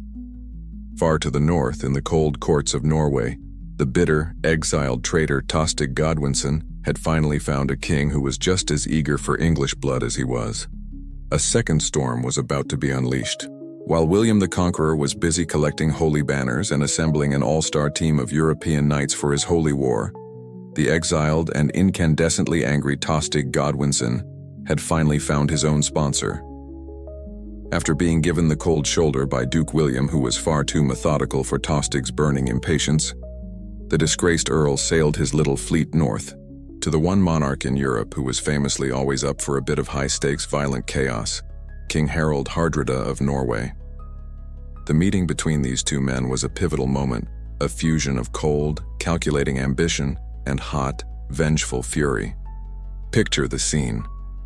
Tostig, the bitter Anglo-Saxon nobleman, a man consumed by the perceived injustice of his exile, standing in the vast, smoky, timber-beamed hall of the last great Viking king. And there on his throne is Hardrada, a 7-foot giant of a man who had seen the wonders of Constantinople and had clawed his way to a throne through sheer ferocity. Tostig needed an army. Hardrada needed a good excuse and an insider's guide. It was a match made in Valhalla. Tostig laid out his sales pitch, and it was perfectly designed to tempt the old Viking warhorse. He painted a picture of an England that was ripe for the taking, a kingdom groaning under the rule of his usurping brother. This, of course, was mostly nonsense. Harold was actually a very popular king, but Tostig was not there to speak the truth. He was there to light a fire. He told Hardrada that the English nobility were divided, and that many, especially in his old earldom of Northumbria, would flock to Tostig's banner the moment he returned with a proper army at his back. Then he delivered the strategic masterstroke. "My brother," he would have explained, "is a fool. He is staring south. All his soldiers, all his best housecarls, all his ships are guarding the coast of Sussex, waiting for William of Normandy to invade. The entire north of England is a soft, undefended belly, just waiting for a blade." He was offering Hardrada a perfect invasion plan. Land in the north where the resistance would be weak, establish a foothold, and let the disgruntled locals, who Tostig promised would join them, swell their ranks. By the time Harold could react and march his army all the way from the south, it would be too late. They would already be masters of half the kingdom. Tostig was offering himself up as the key, the local guide who could unlock the gates of England from the inside. For Hardrada, who was already itching for a glorious final campaign, this was an irresistible offer. The sagas say he was initially cautious, but Tostig's persuasive words and the sheer strategic elegance of the plan won him over. A surprise attack on a distracted enemy? An alliance with a member of the English royal house who could give his invasion a thin veneer of legitimacy? It was perfect. The deal was struck. Hardrada would assemble the great fleet of Norway, and together he and Tostig would sail to England, crush Harold and seize the kingdom. This was the formation of the Great Northern Threat, an unholy alliance forged from the bitterness of a traitor and the ambition of a conqueror. Their short-term goals were perfectly aligned: invade England and destroy King Harold. Their long-term goals, however, were a different story. Tostig likely imagined that Hardrada, after winning, would reward him by making him a powerful earl again, or maybe even a client king ruling on his behalf. Hardrada, a man called the Hard Ruler, almost certainly imagined that after winning, he would be the sole king of England and Tostig would be at best a well-rewarded subordinate if he was lucky. But those were problems for later. For now, they were partners in chaos. Tostig's actions here are the absolute pinnacle of spite. His personal grudge against his brother had metastasized into full-blown treason on a national scale. He was so fixated on his own humiliation that he was willing to unleash the most feared army in the Viking world on his own homeland, on his own people, just for a chance at revenge. He is the ultimate cautionary tale about the dangers of letting a family argument get wildly out of hand. Harold Hardrada's great hall. The Viking king is unimpressed. Tostig is making his pitch. Hardrada, you come to me, an earl without an earldom, a brother betrayed by a brother. You reek of failure. Why should I risk my kingdom and my men on your petty quest for revenge? Tostig, because my petty quest is your grand opportunity. I am not just offering you revenge, I am offering you a crown. My brother is a fine general, I will grant him that, but he can't be in two places at once. Right now, he is on the south coast, having a staring contest with the English Channel waiting for William. Hardrada, and you believe the north is weak? Tostig, I know it is, I ruled it. I know its rivers, its roads, its defenses. I know its men. They are warriors, but they are leaderless. When I return with your army behind me, they will see a true king. We will not be invaders. We will be liberators. Hardrada lets out a great booming laugh. Liberators, I like that. I, Harold Hardrada, liberator of the English from their prosperous peace. You are a cunning snake, Tostig Godwinson. But I like your plan. It has the stink of victory about it. Tostig, then you will do it? You will assemble the fleet? Hardrada, I will do more than that. I will summon every warrior in Norway who can still lift an axe. We will descend upon the north like a winter storm, and when we are done, I will have my North Sea empire, and you will have your brother's head. Is that a fair trade? Tostig, a cold smile. More than fair. The pact was sealed. In Norway, the call went out. Hundreds of longships were prepared, and thousands of Viking warriors sharpened their axes, eager for the plunder of England. The second invasion force was now a certainty. England was now officially caught in the jaws of a great pincer movement. While King Harold stood guard in the south, watching for Norman sails, a terrible threat was gathering in the north, guided by the vengeful ghost of his own brother. Meanwhile, on the coasts of Normandy, an even larger and more complex operation was underway, a logistical challenge of unprecedented scale. Down on the coast of Normandy, the fury and political maneuvering of the past few months began to transform into something terrifyingly real.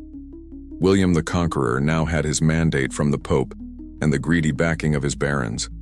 All he needed was a way to transport his 10,000-man army, complete with thousands of war horses, across one of the most treacherous bodies of water in the world. The problem was, he didn't have a navy. Not a real one, anyway. So he decided to build one, from scratch. What followed was the most ambitious and insane DIY project of the Middle Ages. Throughout the spring and summer of 1066, the entire Norman coastline, from the estuary of the river Dives eastward, was converted into one gigantic, sprawling, chaotic shipyard. An order went out across the duchy. Every tree that could be used for shipbuilding was to be felled. Entire forests vanished. A legion of carpenters, shipwrights, blacksmiths, sailmakers, and common laborers were conscripted and put to work in a frantic, round-the-clock effort. The sound of axes, hammers, and saws must have been deafening, a constant, percussive symphony of impending war. They weren't building elegant warships designed for naval combat. These were functional, brutish, and disposable tools of conquest. They were essentially wide-bodied, single-masted Viking longships, but built deeper and broader to handle their precious and unusual cargo. Because William's great tactical advantage was not his infantry, but his thousands of heavily armored knights, and a knight is useless without his warhorse.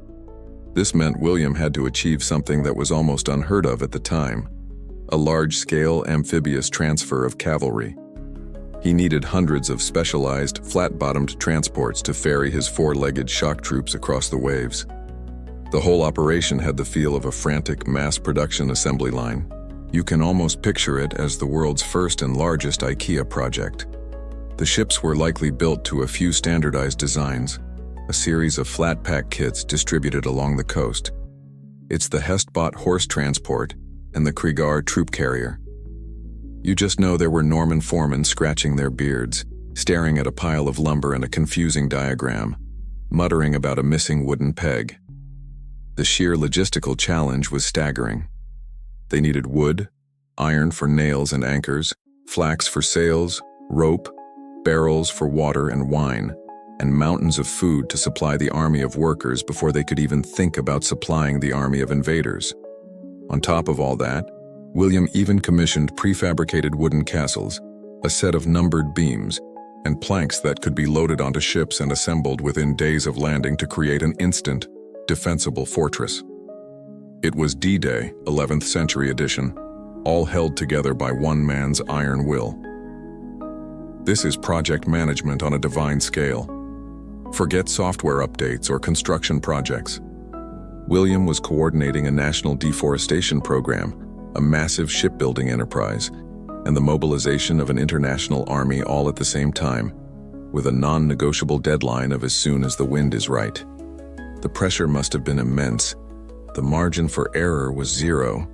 If the ships weren't ready in time, the army would eat through its supplies. If the ships weren't built properly, they'd sink in the channel, taking his entire ambition to the bottom of the sea. Personified dialogue, A harried-looking Norman shipwright is reporting to a stern-faced William on a beach littered with half-built ships. Shipwright: "My Lord Duke, an update. Ship number 612 is complete. The good news is we are getting very fast at building them.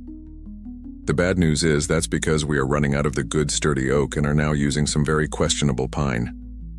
William taps a newly built hull with his sword. It makes a hollow sound. "Will it float?" Shipwright: "Oh, it'll float, my lord. The question is for how long and in how many pieces.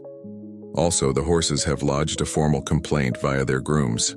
They feel the design of the horse transports is undignified and provides inadequate ventilation." William: "Tell the horses that their dignity is secondary to my divine purpose. Are we still on schedule?" Shipwright: "The schedule you gave us was optimistic if we were a race of magical elves, my lord. For mortal men it is a nightmare. We're out of nails in the eastern sector, the sailmakers are 3 weeks behind, and my best foreman, Jean-Paul, just had a nervous breakdown trying to decipher the instructions for one of the flat-pack castles. He claims a piece labeled Wall Support G is missing." William: "Then tell him to improvise. I do not care how you do it. I want a fleet capable of carrying my army and my destiny to England. I want it ready by the start of August. If a single ship is not finished, I will personally use your bones as the final nail." Shipwright swallows hard. "Yes, my lord. I'll go and have another look for Wall Support G." Against all odds, by the beginning of August it was done. An immense armada, perhaps as many as 1,000 ships, was bobbing at anchor in the estuary of the River Dives. Assembled on the shore was a magnificent and terrifying army. Thousands of Norman knights, the flower of the duchy's aristocracy, supplemented by a horde of mercenaries and ambitious adventurers from all over France and beyond, all drawn by the promise of papal blessing in English land. The horses were loaded. The supplies were packed. The great invasion machine was built, fueled, and ready to launch. William stood on the shore, the papal banner fluttering above his head, and looked north. All he needed now was the wind, a southern wind, to blow him across the channel and into the pages of history. And on the other side of that water, King Harold was waiting for him. Across the channel, from the Norman beehive of activity, England was a coiled spring. King Harold II was no fool. His intelligence network was good, and he knew perfectly well that William was not just building a few boats for a fishing trip. He knew a full-scale invasion was imminent. In response, he did everything a competent and determined king could do. In the late spring of 1066, he issued the Great Call to Arms. From every shire in the kingdom, the army of England III was mustered. This was a two-tiered force. At its core were Harold's elite personal troops, the housecarls. These were thousands of full-time professional soldiers, heavily armed, fiercely loyal, and arguably the finest heavy infantry in Europe. Backing them up was the general levy, a massive body of free peasant farmers who were obligated to serve the king for a set period in times of war. This was the largest army England had ever put into the field. And Harold didn't just have an army. He had a powerful navy of several hundred longships which he deployed with cunning precision. He anchored his fleet off the Isle of Wight, creating a deadly naval barrier in the middle of the channel, right where William's invasion fleet would be at its most vulnerable. He then spread his vast land army all along the southern coast, from the cliffs of Dover to the estuaries of Sussex, guarding every beach and harbor. Harold's strategy was simple and sound. He was a coiled viper, waiting for William to step ashore. He had the home field advantage, a powerful force, and the moral high ground of a king defending his own realm. And so began the great, tense, and mind-numbingly boring stalemate of the summer of 1066. The English army waited. The English navy patrolled. They stared out at a beautiful, serene, and completely empty sea. Days turned into weeks. July bled into August. The sun beat down. The Normans did not come. The English soldiers, who had been psyched up for a glorious kingdom-saving battle, instead found themselves in an endless anticlimactic holding pattern. They sharpened their axes. They patched their shields. They told the same stories around the campfire until everyone was sick of them. They waited. The problem is, an 11th century army is not like a modern one. It doesn't run on government contracts and salaries. It runs on loyalty and agriculture. The peasant soldiers of the Fyrd were obligated to serve for a maximum of 2 months. After that, they were legally entitled to go home. And in late summer, going home wasn't a luxury. It was a national necessity. It was harvest time. If the crops weren't brought in from the fields, the entire country would starve over the winter. Harold was caught in a logistical trap. His army had a built-in expiration date. Every single day that William did not sail was another day Harold had to feed his tens of thousands of soldiers. Another day their supplies dwindled, and another day their morale slowly seeped away into the summer soil. This is the agonizing irony Harold faced. He had prepared perfectly for a battle, but he was completely unprepared for a long, drawn-out waiting game. His greatest enemy in August 1066 wasn't William's knights or archers. It was the agricultural calendar and the profound, soul-destroying power of boredom. The fate of the kingdom rested on men who were growing more concerned about the state of their wheat fields than about the threat of Norman sails on the horizon. Personified dialogue. King Harold is on a cliff, staring intently at the sea. The Fayard, personified as a single, grumpy, collective soldier, sits on the grass behind him, sharpening an axe with a distinct lack of enthusiasm. Harold. Vigilance. He could come at any moment. On any tide. We must remain sharp. The Fyrd sighs heavily. My king. We've been remaining sharp for 60 straight days. My axe is so sharp at this point I think I could shave a ghost with it. The only thing invading this beach right now is a nasty swarm of horseflies. Harold. This is a test of our resolve, a test of our English spirit, to endure, to stand firm. The Fyrd. Our English spirit is telling us that the barley is ready to be harvested. My wife sent a pigeon. She says if I'm not home by next week, she's giving my best tunic to her cousin Osbert. Osbert? I hate that guy. Can't the Normans just invade already so we can get this over with? Harold. I cannot control the winds, man. I can only command my army to be ready. The Fyrd. About that. The 2-month service is up. Technically, we could all just go home. We're staying for you, my king, because we're loyal. But we can't eat loyalty. And we're almost out of bacon. Harold. Pinches the bridge of his nose, the headache of command setting in. Just a little longer. He must come soon. But he didn't. The weeks dragged on, and the situation became untenable. By the beginning of September, Harold had to face the grim reality. His army was dissolving. The men were drifting home for the harvest, and he couldn't stop them. The provisions were gone. On September 8th, he was forced to make a devastating decision. He officially disbanded the Fyrd, sending the peasant soldiers home. At the same time, he ordered his fleet, which had been at sea for months and was running desperately low on food and drink, to sail back to London to resupply. In a single day, the great English defensive shield that had guarded the coast all summer long was simply gone. The south coast of England was now almost completely undefended. Harold had to gamble that his enemy could not move. So on September 8th, King Harold, forced by the inescapable realities of the harvest and his dwindling supplies, officially stood down his great southern army. The English coast, for the first time in months, was quiet and undefended. It was a calculated risk born of necessity. Harold was betting that the autumn storm season was setting in, and that William, having missed the summer window, would not be able to launch his invasion before winter. It was a logical assumption, and it was catastrophically wrong.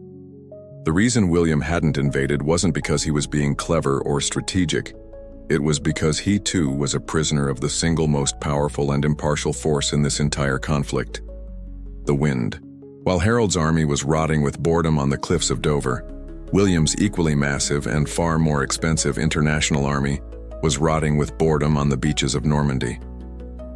His magnificent, custom-built IKEA fleet had been ready to sail since the first week of August. His knights were polished, his horses were fed, and his papal banner was ready to be unfurled. But day after day, week after week, they woke up to a crushing disappointment. The wind, the famously fickle and contrary wind of the English Channel, was blowing from the north, directly in their faces, to sail a fleet of 1,000 heavy, clumsy transport ships from their staging ground at the mouth of the River Dives to the coast of Sussex. William needed a favorable wind from the south. Instead, for nearly 2 solid months, the weather system over the channel was stuck, stubbornly blowing from the one direction he absolutely could not use. His fleet was pinned in the harbor as if by an invisible wall. It was a logistical and psychological nightmare. The vast army was a ravenous beast, consuming a mountain of food, drink, and horse fodder every single day. The supplies he had painstakingly gathered were being eaten away by his own stationary troops. Morale, which had been sky-high after the papal blessing, began to plummet. The knights and mercenaries started grumbling. Was this a sign? Had God abandoned their cause? Was this whole venture cursed? William had to use every ounce of his formidable charisma and terrifying authority to hold his volatile army together. He ordered the relics of local saints to be paraded along the beach, held public prayers for a favorable wind, and probably made a few very stern speeches about the consequences of desertion. This whole situation is a beautiful piece of historical irony. You have these two mighty warlords, Harold and William, commanding the 2 largest armies their respective nations had ever assembled, ready to fight a cataclysmic battle for the future of England. And the entire epic conflict is on hold, completely at the mercy of a persistent northeasterly breeze. It's a humbling reminder that for all the talk of destiny and divine right, history often hinges on something as mundane as the weather forecast. Sometime in early September, right around the time Harold was forced to disband his own army, William made a desperate and brilliant gamble. He could not stay where he was. His army would disintegrate before the wind changed. He ordered the entire fleet to up anchor and sail northeast along the coast, to the port of Saint-Valery-sur-Somme. This was incredibly risky. A storm blew up during the coastal journey, sinking several ships and drowning their crews, a terrible blow to morale.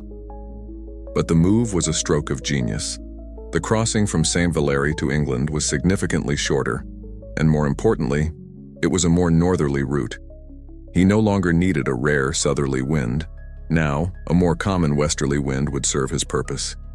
He had changed the board to suit the pieces he was given.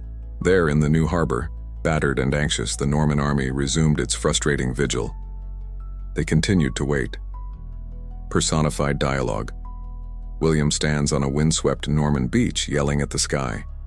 The wind is personified as a smug, invisible force. William: is this a test? Have I not proven my faith? I have the Pope's own blessing. I have a holy banner. And you insolent gust of air, you mock me. For weeks, blow south, you celestial coward. The wind, a gentle, teasing whistle that ruffles William's hair the wrong way. Nope. Feeling very northerly today. Brings out the color in my eyes, you know. William: my horses are eating me out of house and home. My knights are starting to gamble away their armor. The Bretons are trying to teach the Flemish dirty songs. My entire invasion is turning into a chaotic, multicultural camping trip. I need to sail. The wind: tell you what, I'll make you a deal. You get all your 1,000 ships and 10,000 men to pack up and move 100 miles up the coast to a different port, and I'll think about it. William: you dare bargain with me? I am the instrument of God's will. The wind: and I'm the instrument that blows the clouds around. We all have our part to play. Now, are you moving or not? I'm getting bored. William lets out a frustrated roar. Fine, we move. But when I am King of England, I will pass a law against wind from the north. So the stalemate continued, but with a crucial new variable.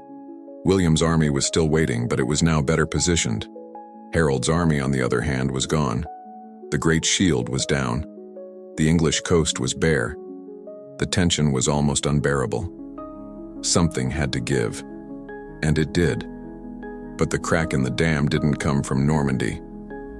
In mid-September, just as Harold had retired to London, believing the danger had passed for the year, a messenger arrived, breathless and panicked, riding his horse into the ground. The news was not from the south, it was from the north. The Vikings had come. Just as King Harold was settling into London, likely feeling a tense sense of relief that the immediate danger from Normandy had passed, the other shoe dropped. And it was a giant steel-toed boot, swung with berserker fury from the north. In the middle of September, a terrifying apparition materialized off the coast of Northumbria. It was a sight that hadn't been seen on such a scale in generations, the embodiment of England's darkest historical nightmares. A fleet of over 300 Viking longships, a forest of masts and dragon-headed prows, filled the horizon. Harald Hardrada, King of Norway, and his vengeful sidekick Tostig Godwinson had arrived. This was no simple raiding party. It was a full-scale invasion force of somewhere between 7,000 and 10,000 warriors, the entire military might of Norway, supplemented by mercenaries and Tostig's own followers. Tostig's intelligence had been lethally accurate. The north of England was completely unprepared. The Viking fleet sailed past the coastline, entered the Humber estuary and rode unopposed up the River Ouse, landing their massive army at Rickhall, a mere 10 miles from the great northern capital of York. The trap had been sprung on an undefended kingdom. With King Harold and the elite housecarls hundreds of miles away in the south, the defense of the north fell to the local leadership. 2 young, confident, and dangerously overzealous earls. They were Edwin of Mercia and Morcar of Northumbria. Morcar being the very man who had been given Tostig's job after the rebellion. They hastily scraped together the local levies the northern fyrd, creating a substantial army of their own. Faced with this terrifying invasion, they had 2 options: the sensible one or the heroic one. The sensible option was to retreat behind the formidable stone walls of York, hold out, and send a desperate message to King Harold to bring the real army north. A siege would be long and costly for the Vikings, buying precious time. They chose the heroic option. On September 20th, believing they could crush the invaders with a single bold stroke, Edwin and Morcar marched their army out of York and met the Viking host at a place called Fulford Gate. What followed was a lesson in why you do not, under any circumstances, challenge a tactical genius and legendary warrior like Harald Hardrada in an open field unless you absolutely have to. The English army charged with great courage, but Hardrada was a master of the battlefield. He anchored his flank on the river, absorbed the English attack, and then, at the critical moment, unleashed his best warriors in a devastating counterattack that rolled up the English line and shattered it completely. The Battle of Fulford Gate was an unmitigated catastrophe for the English. The Northern Army was not just defeated, it was annihilated. Thousands were killed or driven into the nearby river to drown. The flower of Northumbria's and Mercia's fighting men were left dead on the field. Earls Edwin and Morcar barely escaped with their lives, their authority and military power utterly broken. The entire north of England now lay defenseless before the Viking horde. A few days later, the city of York formally surrendered to Harald Hardrada. For the Viking king, the invasion was proceeding with textbook perfection. In less than a week, he had destroyed the local resistance, captured the second most important city in the kingdom, and was now the undisputed master of the north. He must have felt invincible. Tostig, standing at his side, must have felt a venomous sense of vindication. They had won. The first, and in their minds, the most difficult part of the conquest was over. All that was left was to consolidate their power and wait for Harold to come to them. Honestly, the decision by Edwin and Morcar is a masterclass in youthful hubris. They had one job: buy time. That's it. Hold the fort, be a nuisance, and wait for the cavalry to arrive. Instead, they played right into Hardrada's hands, gambling the entire defense of the north on a single glorious battle against a man who had commanded armies for the Byzantine emperor. It was like a high school football team challenging the reigning Super Bowl champions to a match. The outcome was as brutal as it was predictable. Personified dialogue: Earls Edwin and Morcar on a ridge overlooking the Viking army. Morcar: "Look at them, Edwin. A noisy rabble of sea tramps, and that traitor Tostig with them. They think the north is a soft target now that the king is in the south. Edwin: They're in for a surprise. Our men are ready. This is our land. We can't just cower behind the walls of York and let them pillage our homes. We have to show them the strength of Mercia and Northumbria." Morcar: "Exactly. A swift, decisive charge. We'll have them running back to their ships before the day is out." King Harold won't have to lift a finger. We'll be hailed as the saviors of the North. Edwin. He might even give us a tax break. To glory, then, for England, and for our earldoms. A Norwegian warrior standing next to Hardrada watches the English army form up. Norwegian warrior. My king, they are coming out to meet us. The fools. They are marching out of their fortress to fight us in the open. Hardrada. A slow, grim smile spreads across his face. He doesn't even seem surprised. Good. Pride is a wonderful ally. Let them come. They will break upon us like waves upon a rock. The city of York had fallen. The northern army was a bloody ruin. Harold Hardrada was triumphant. The news of this complete and utter disaster was now being carried south by a frantic rider, galloping day and night. The message was for the king in London, the man who had just stood down his army believing the immediate danger had passed. King Harold's worst nightmare had come true. He wasn't just facing an invasion. He was facing an invasion that had already succeeded hundreds of miles away in the worst possible direction. His kingdom was broken and his enemies were celebrating. His reaction would define his legacy, awaiting Contenor. The news of the disaster at Fulford Gate and the fall of York hit London like a physical blow. King Harold, the man who had just disbanded his army, was now faced with an almost impossible situation. His kingdom was fractured. A victorious, battle-hardened Viking army was occupying the north, led by a legendary king with a legitimate-sounding claim. The northern English forces, his first line of defense, were annihilated. His own brother was among the invaders, a cancer of treason eating at the heart of his realm. And all the while, the great Norman threat still loomed in the south, a storm that could break at any moment. Lesser men would have despaired. They might have sent a deputy or taken weeks to gather a new army. Harold Godwinson was not a lesser man. His response was one of the most stunning and audacious acts of leadership in military history. There was no hesitation, no debate. He knew with absolute clarity that he could not allow Hardrada to consolidate his rule in the north. To do so would be to concede half his kingdom and fight a ruinous civil war, all while William watched from across the channel, waiting for the perfect moment to strike. He had to eliminate the Viking threat completely, and he had to do it now. He made a decision that bordered on superhuman. He would march north immediately and crush the invaders himself. He gathered the core of his army, his thousands of loyal, professional housecarls who had garrisoned with him in the southeast. These were the men who had just been stood down after a summer of frustrating inaction. They were weary, but they were the best soldiers in the kingdom. As he began his march, he sent out urgent summons for the Firds of the Midlands and East Anglia to rendezvous with him along the way. Then he set off from London at a pace that simply beggars belief. This was not a march. It was a brutal, relentless, kingdom-saving sprint. The distance from London to York is roughly 200 miles. A typical medieval army, burdened with supplies and armor, would be lucky to cover 20 miles in a day. The journey would normally take 2 weeks, maybe more. Harold and his army did it in 4 days. They were covering nearly 50 miles a day. This is a blistering pace for a modern marathon runner, let alone an entire army clad in mail and carrying shields and axes. The housecarls likely rode horses, turning themselves into a mounted infantry force that could cover the ground at speed, then dismount to fight.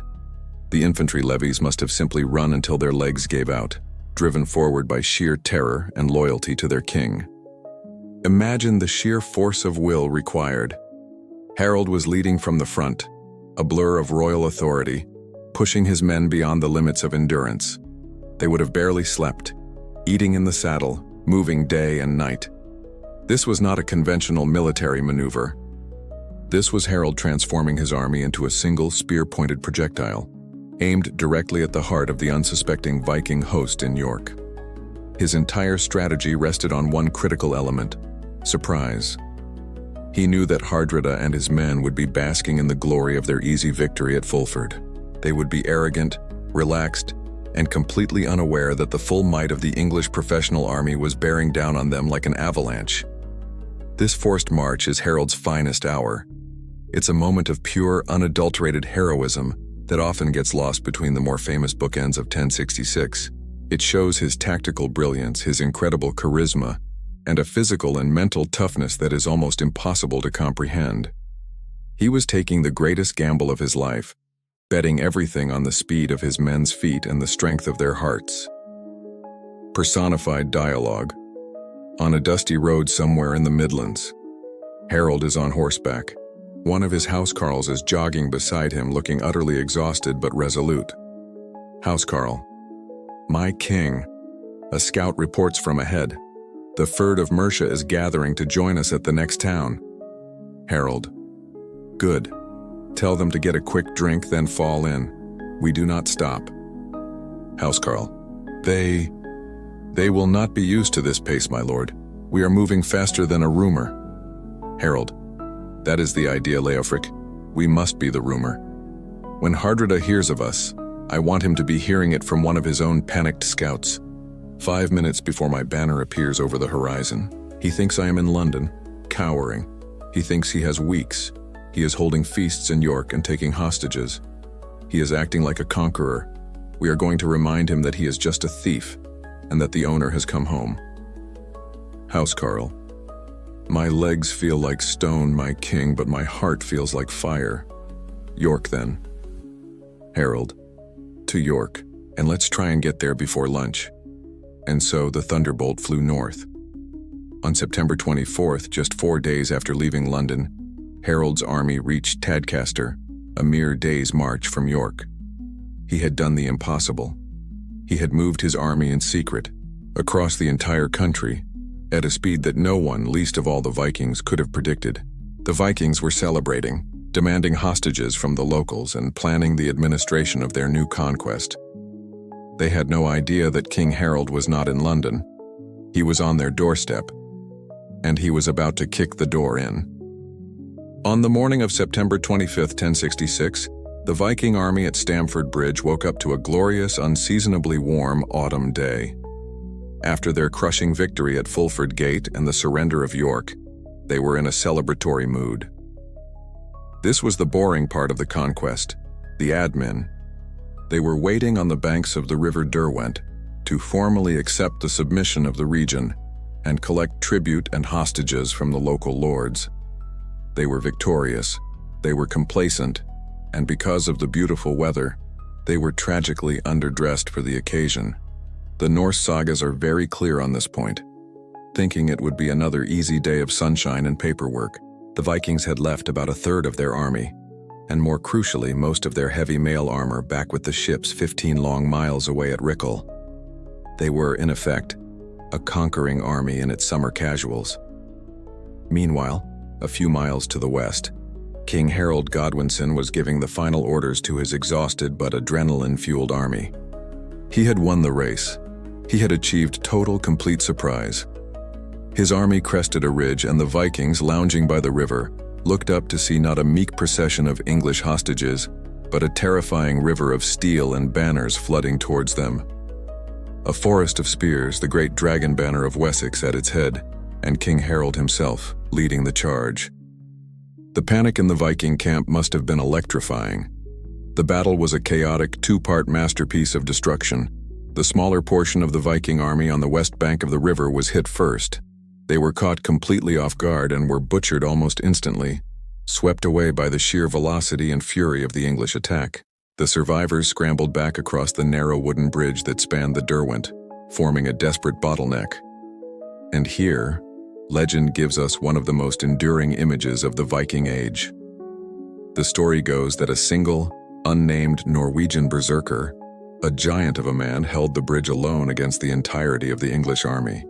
Wielding a great Dane axe, he supposedly cut down some 40 Englishmen, laughing as their swords and spears glanced off his frenzied rage. He was a one-man shield wall, and for a precious hour, he held back the tide. He was only defeated when an enterprising English soldier floated under the bridge in a swill tub or a barrel, and thrust his spear up through the planks, skewering the giant from below in the most undignified way imaginable. With the bridge finally cleared, Harold's army surged across and the main battle began. Hardrada, the old war god, was a legend for a reason.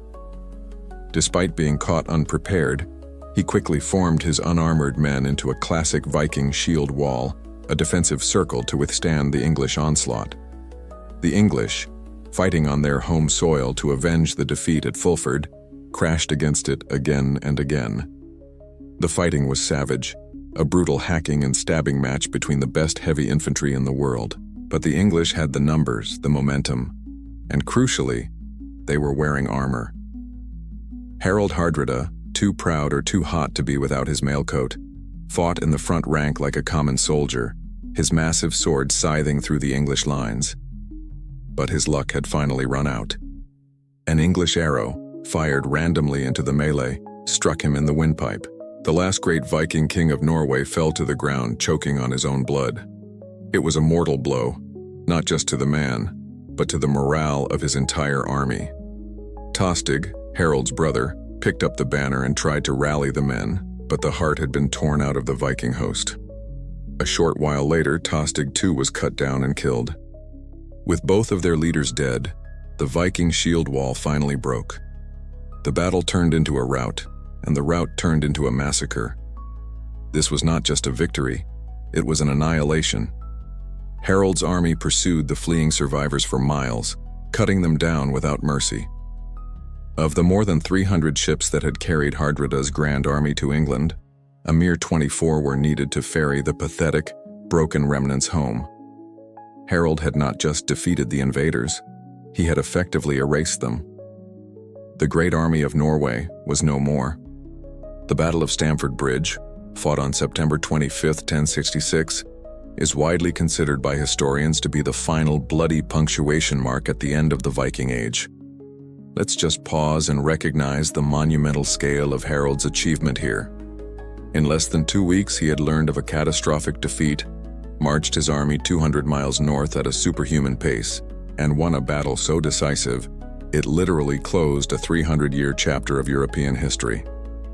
If the story of 1066 had ended right there, on that bloody field in Yorkshire, King Harold Godwinson would be remembered, without question, as the greatest warrior king England ever produced.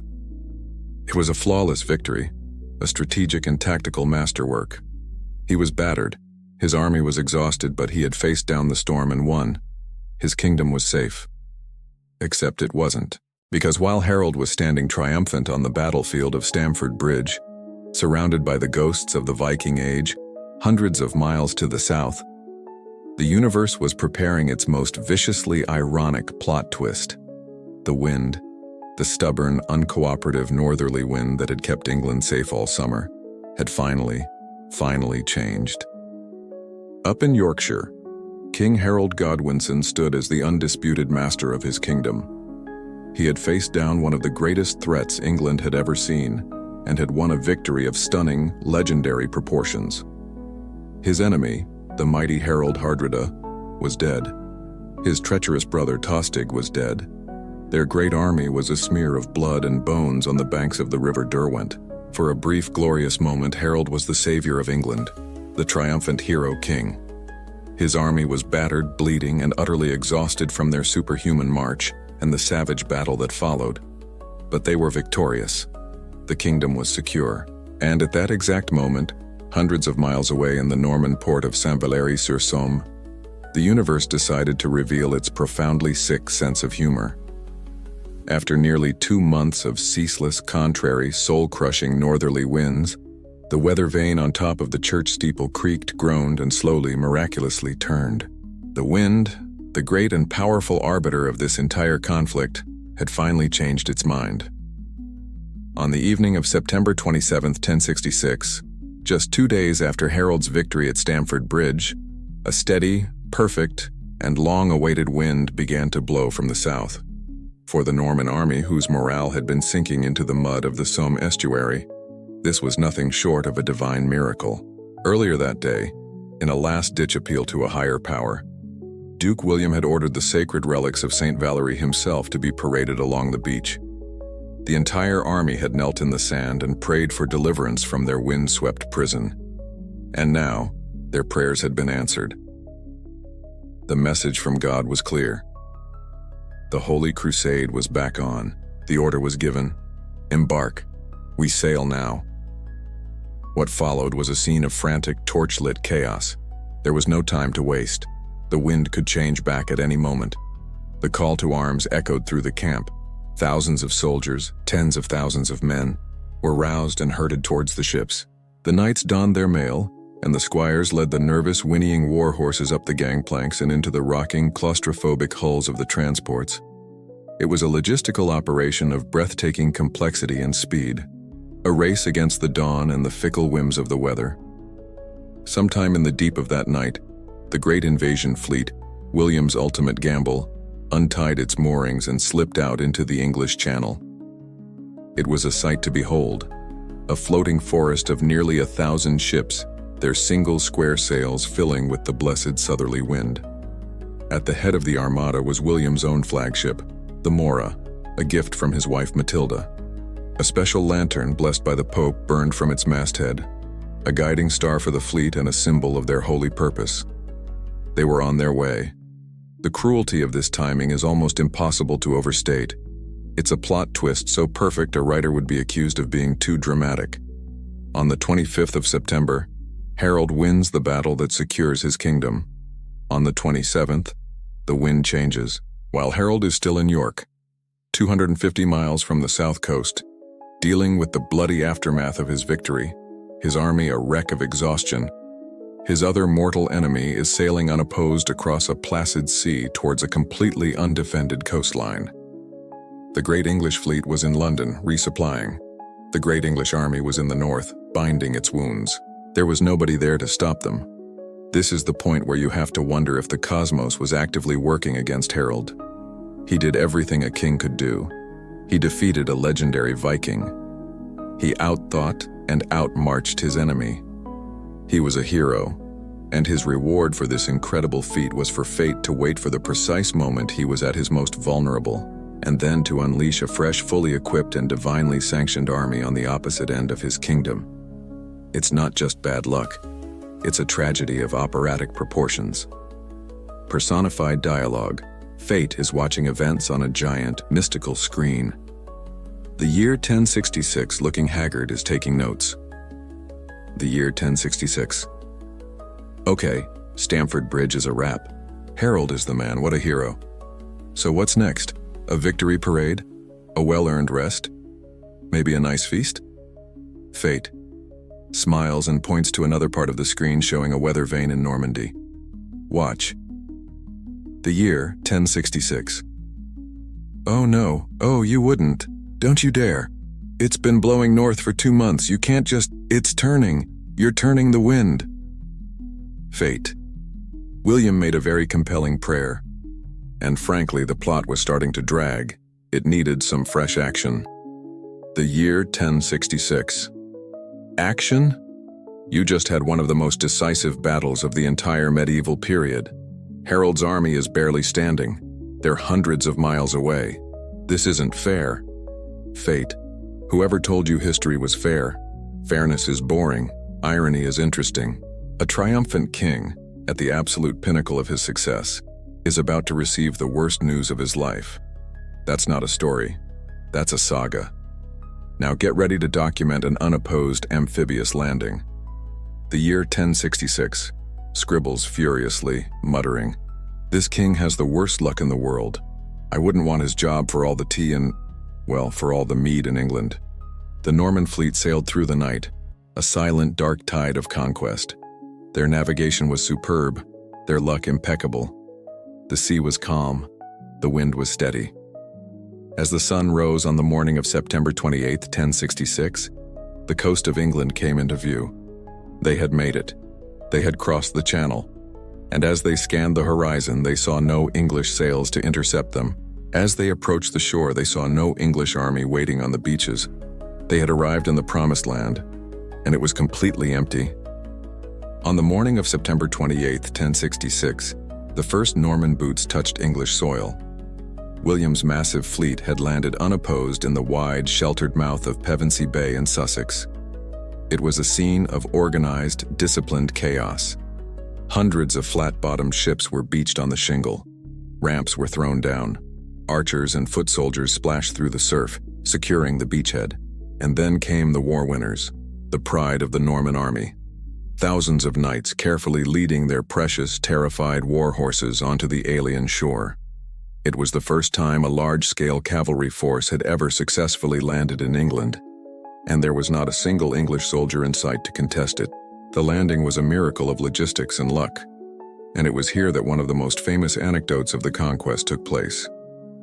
As Duke William himself, the great leader of this holy enterprise, stepped onto the beach, he caught his foot on something and pitched forward, falling flat on his face in the wet sand. A collective gasp of horror went through his knights. This was a terrible omen, a sign of failure before the first sword was even drawn. But William was a master of political theater. Without missing a beat, he pushed himself up, clutching 2 great handfuls of English earth. He held them high for his men to see, and roared, "See, my lords! By the splendor of God I have taken possession of England with both my hands." In a single brilliant moment of quick thinking, he had transformed a clumsy stumble into a powerful act of symbolic conquest. The men cheered. The omen was reversed. The crusade was on. Finding the coast completely empty, William set about securing his position. The crumbling stone walls of the old Roman fort at Pevensey provided an immediate, ready-made fortress. He landed his prefabricated wooden castles, turning the beachhead into a heavily defended base of operations. From Pevensey, he moved his main force a few miles east along the coast to the better port of Hastings, which he made his headquarters. He was now safely ashore, his army was organized, and his supply lines were open. But this presented a new problem. He was an invader in a foreign country. He couldn't afford a long, drawn-out campaign. He couldn't march his army all over the misty, hostile English countryside looking for Harold's army. He needed to force a single, decisive battle, and he needed to do it soon, on ground that suited his cavalry. He needed Harold to come to him. So William made a cruel and calculated decision. He would get Harold's attention by kicking him where it hurt the most. He unleashed his army on the surrounding countryside of Sussex. This was not random, undisciplined looting. It was a brutal and deliberate strategy of provocation. William's knights fanned out, and with cold efficiency they began to burn everything. Villages were put to the torch. Farms were destroyed, their livestock driven off or slaughtered. Mills were smashed. The sky over Sussex began to fill with the dark, greasy smoke of burning English homes, and the specific ground William chose to ravage was no accident. This area of Sussex was the personal, private property of the House of Godwin. These were Harold's own lands, his own tenants, the source of his personal wealth. William was not just making war on England, he was methodically destroying his rival's home. It was the medieval equivalent of posting a deeply insulting video and tagging your enemy, daring them to respond. It was a public, brutal, and deeply personal challenge, an invitation written in flames. This is military strategy as psychological warfare. William knew his man. He knew Harold was a proud king who had just won a great victory. He knew Harold could not, stand by and allow his own personal lands to be ravaged and his own people to be terrorized. Harold the king would be honor-bound to come south and defend his subjects. Harold the man would be enraged at the personal insult. William was using Harold's own virtues, his pride, his sense of duty, as a weapon to lure him into a trap. Personified dialogue. William is on a hill overlooking a burning village. His second in command, William Fitzosborne, approaches. Fitzosborne, my duke. The landing was flawless. Hastings is secured. Our camps are fortified. The men are restless. They came here to fight, not to be arsonists. William, they will get their fight, but we will have it on our terms, not Harold's. Right now, we are speaking to him. Fitzosborne, speaking to him, my lord? We are burning the homes of innocent peasants. William, no. We are sending a message. Every column of smoke he sees from the north will be a word, and every word will say the same thing. I am here. I am in your home. I am taking what is yours. What are you going to do about it, King of the English?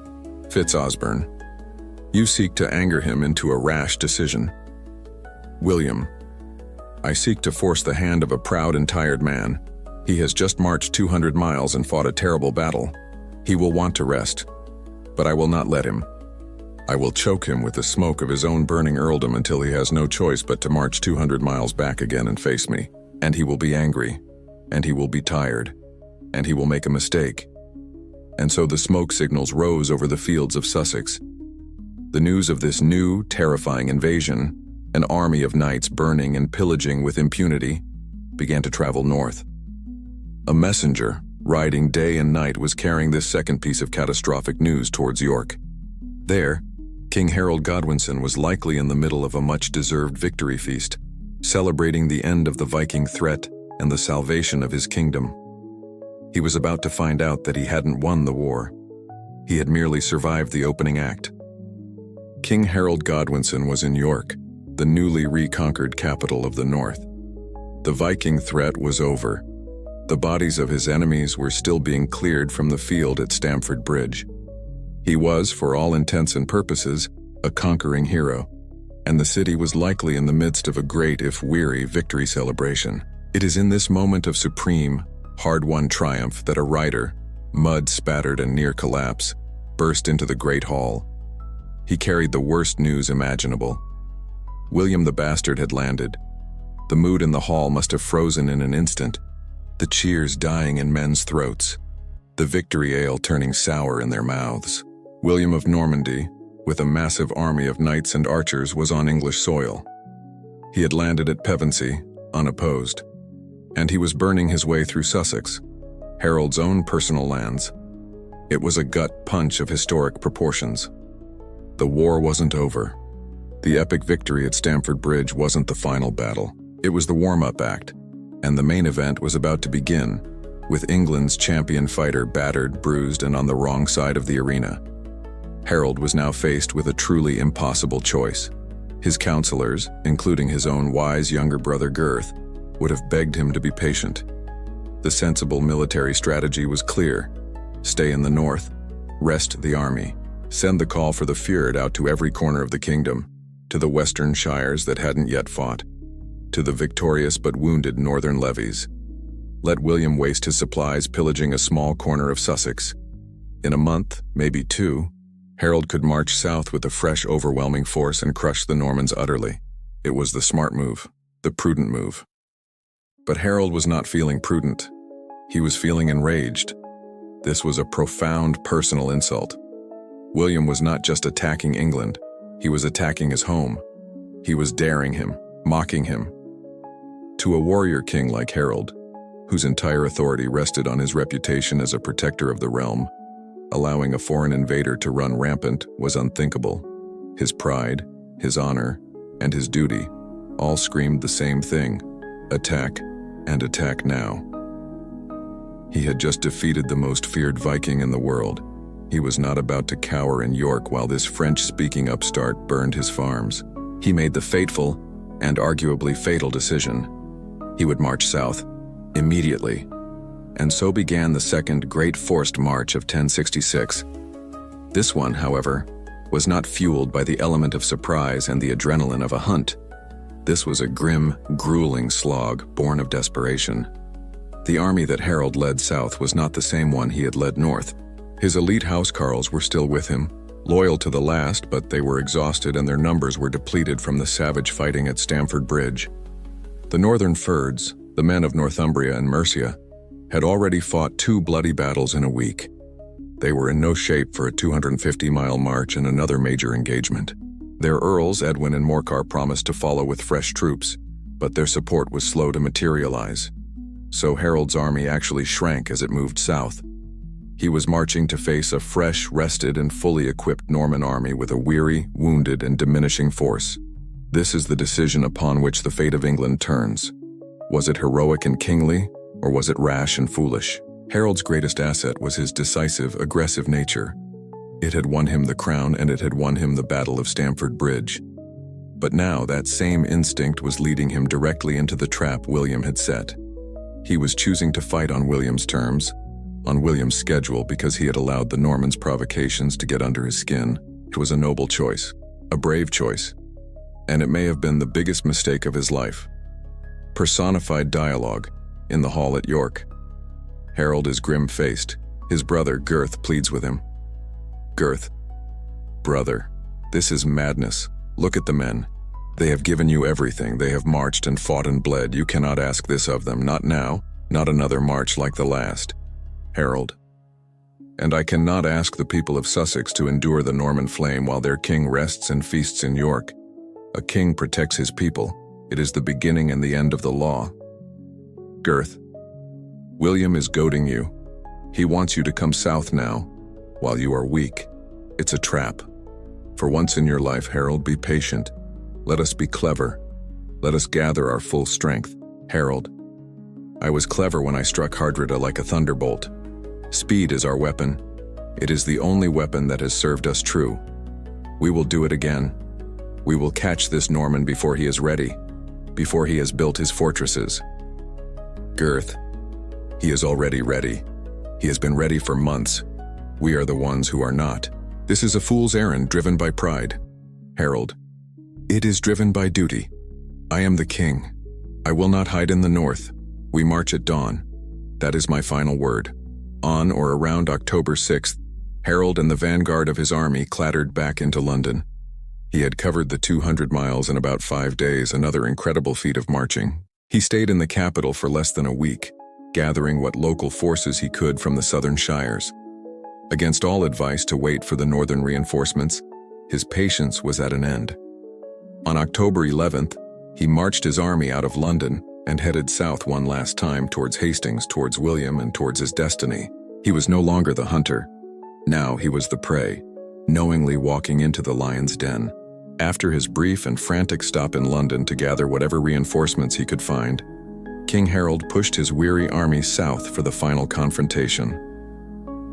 On the evening of October 13th, 1066, they arrived in the vicinity of Hastings. The long march was over.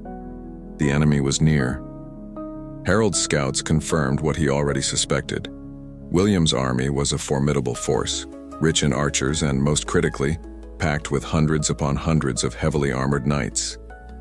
Harold, a brilliant defensive general, knew that facing that kind of mobile, heavy-hitting cavalry on an open, flat field would be suicide. His tired infantry-based army would be ridden down and slaughtered. He had to choose the ground.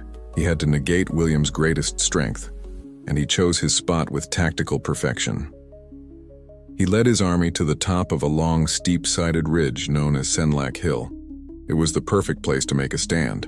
The hill itself presented a punishing upward slope for any attacking force, which would exhaust William's men and horses before they even reached the English lines. The flanks were protected by thick woods and marshy, difficult ground. The top of the ridge was just wide and long enough for Harold to deploy his entire army in one dense, formidable line. Here he would employ the ultimate Anglo-Saxon defensive tactic, the shield wall. This wasn't just a line of men. It was an interlocking, overlapping fortress of wood, leather, and steel.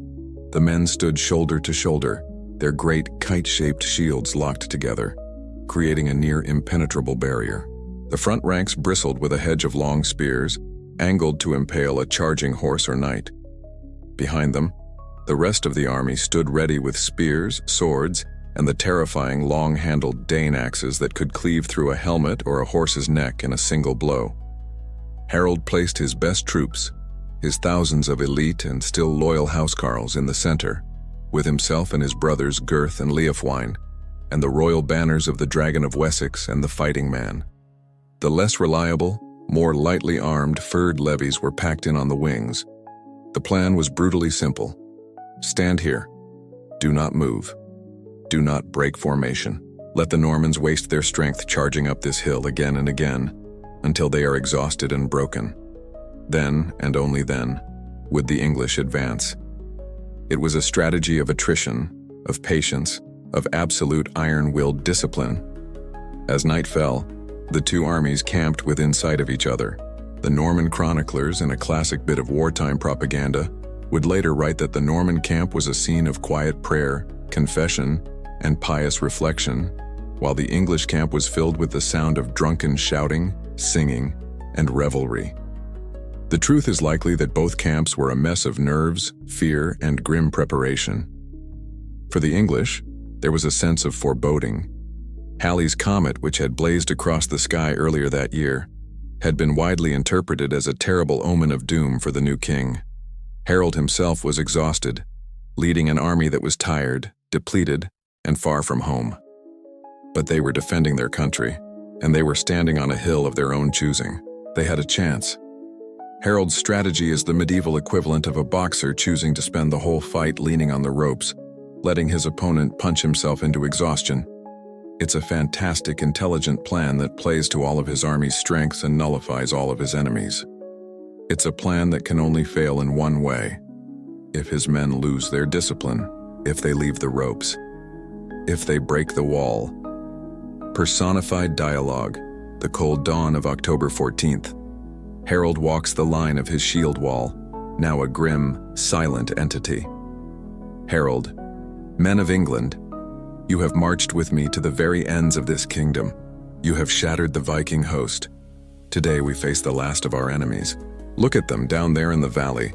They are far from home, they are invaders, this land is ours. The shield wall, a low, rumbling growl of assent, the sound of 10,000 men breathing as one. Harold, they will throw their horses at us, but this hill is our ally. Their charge will falter. Your shields are our fortress. Your spears are its spikes. Hold this ridge. Let them break upon you like waves upon the cliffs of Dover.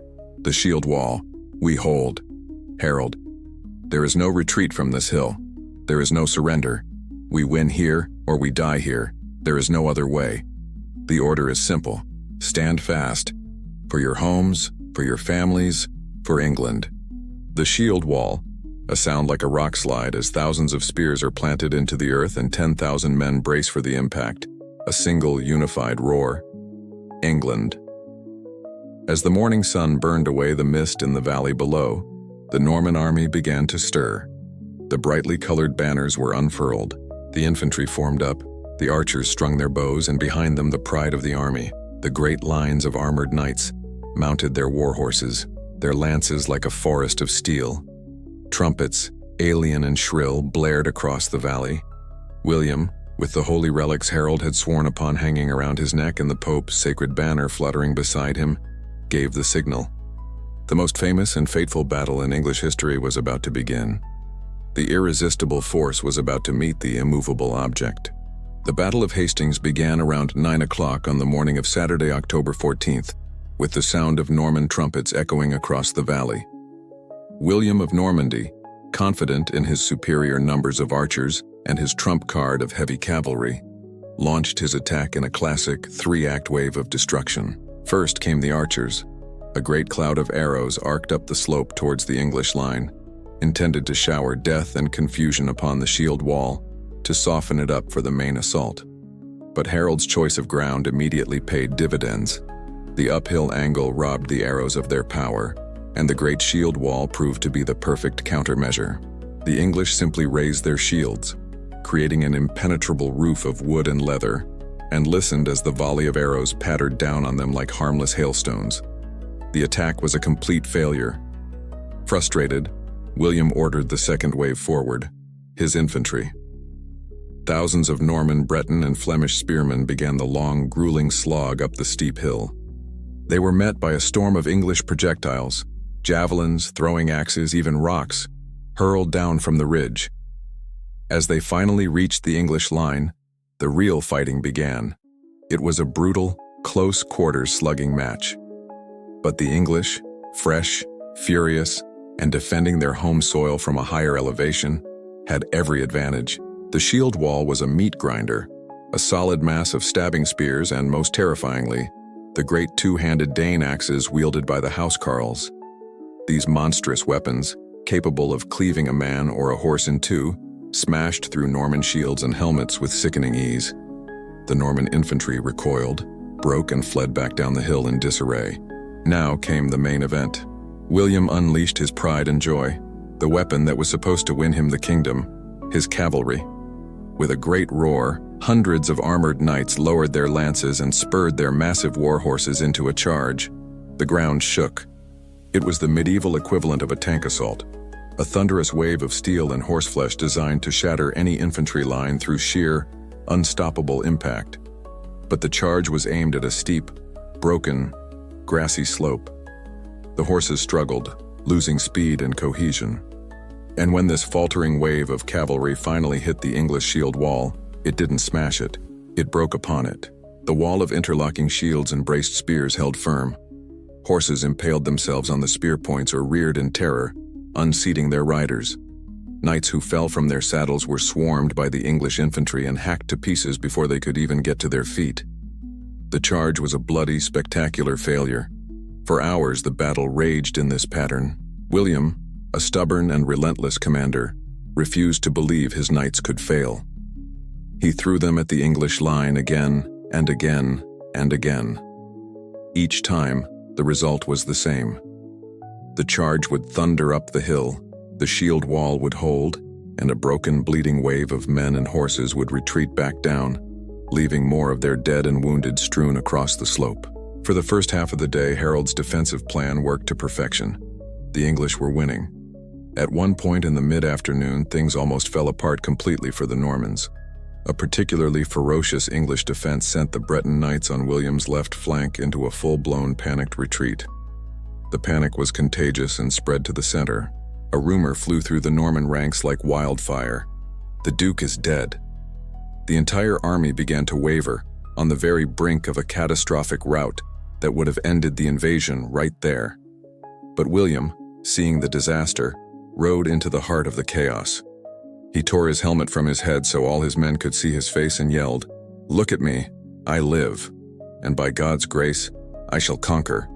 His personal bravery and sheer force of will rallied his men, stemmed the tide of panic and pulled his army back from the abyss of defeat. But it had been a very close thing. Personified dialogue.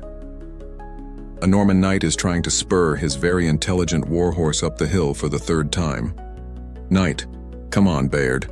Once more into the breach. For the Duke. Warhorse.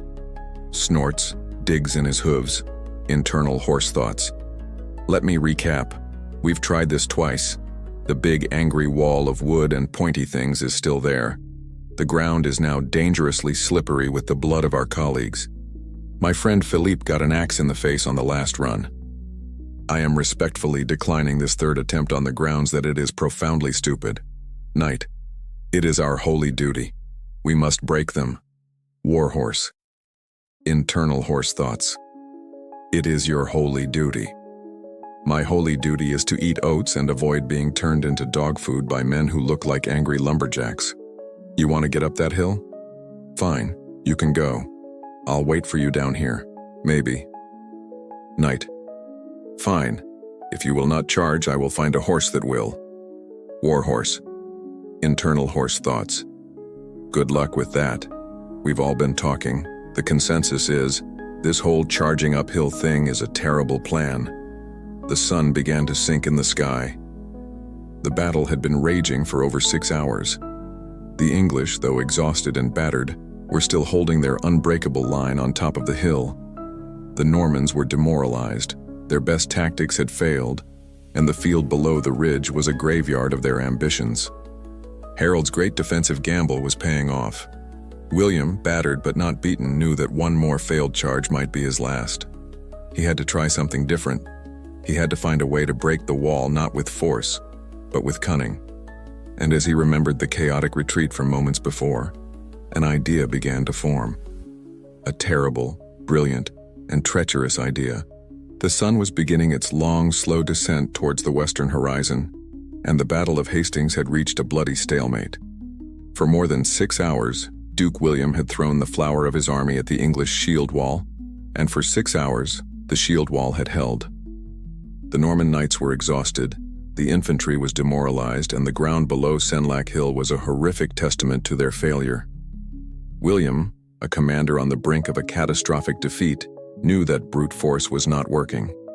If he couldn't smash his way through the wall, he would have to trick the English into tearing it down themselves. His mind went back to the moment of near disaster earlier in the day, when his Breton flank had broken and fled.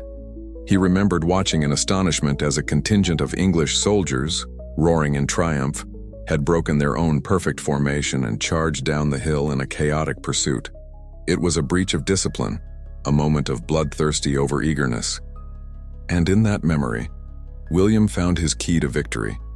He would not just wait for another retreat. He would manufacture one. He decided to employ one of the most difficult, dangerous, and deadliest maneuvers in medieval warfare, the feigned retreat. It was a huge gamble. He had to order his own knights, the proudest and most aggressive warriors in his army, to pretend to be terrified cowards. He had to trust that they could feign a panicked rout so convincingly that the English would believe it, but not so convincingly that they would actually panic and rout for real. It required iron discipline and absolute faith in their commander. The order was given. A squadron of Norman knights launched yet another charge against the English right flank. They crashed against the shields, fought for a few moments, and then, as if suddenly broken, they wheeled their horses around and galloped away in apparent terror. It was a perfect performance. And the English, who had been repulsing these charges all day, whose blood was up, who could taste a great victory, fell for it hook, line, and sinker. Forgetting Harold's strict orders to stand fast, a great wave of the furred soldiers let out a triumphant roar and broke from the line, charging down the hill to cut down the fleeing Normans and end the battle once and for all. It was a fatal mistake. They abandoned the high ground, their perfect defensive formation, and the protection of their fellow soldiers. As they streamed onto the flat, open ground at the bottom of the hill, the ideal killing field for cavalry, the trap was sprung. The fleeing Norman knights, with breathtaking discipline, suddenly reined in their horses, turned as one, and charged back into the disorganized, breathless mob of English infantry. They were joined by other squadrons of knights who had been held in reserve for this very purpose. The English pursuers, caught completely in the open, were now the prey. The hunters became the hunted. Without the security of the shield wall, they were ridden down and mercilessly slaughtered. This wasn't just a one-off trick. It was a systematic, psychological demolition of the English army. Seeing the devastating success of the first feigned retreat, William used the tactic again and again. Each time, a different part of the English line was tempted by the bait of a fleeing enemy.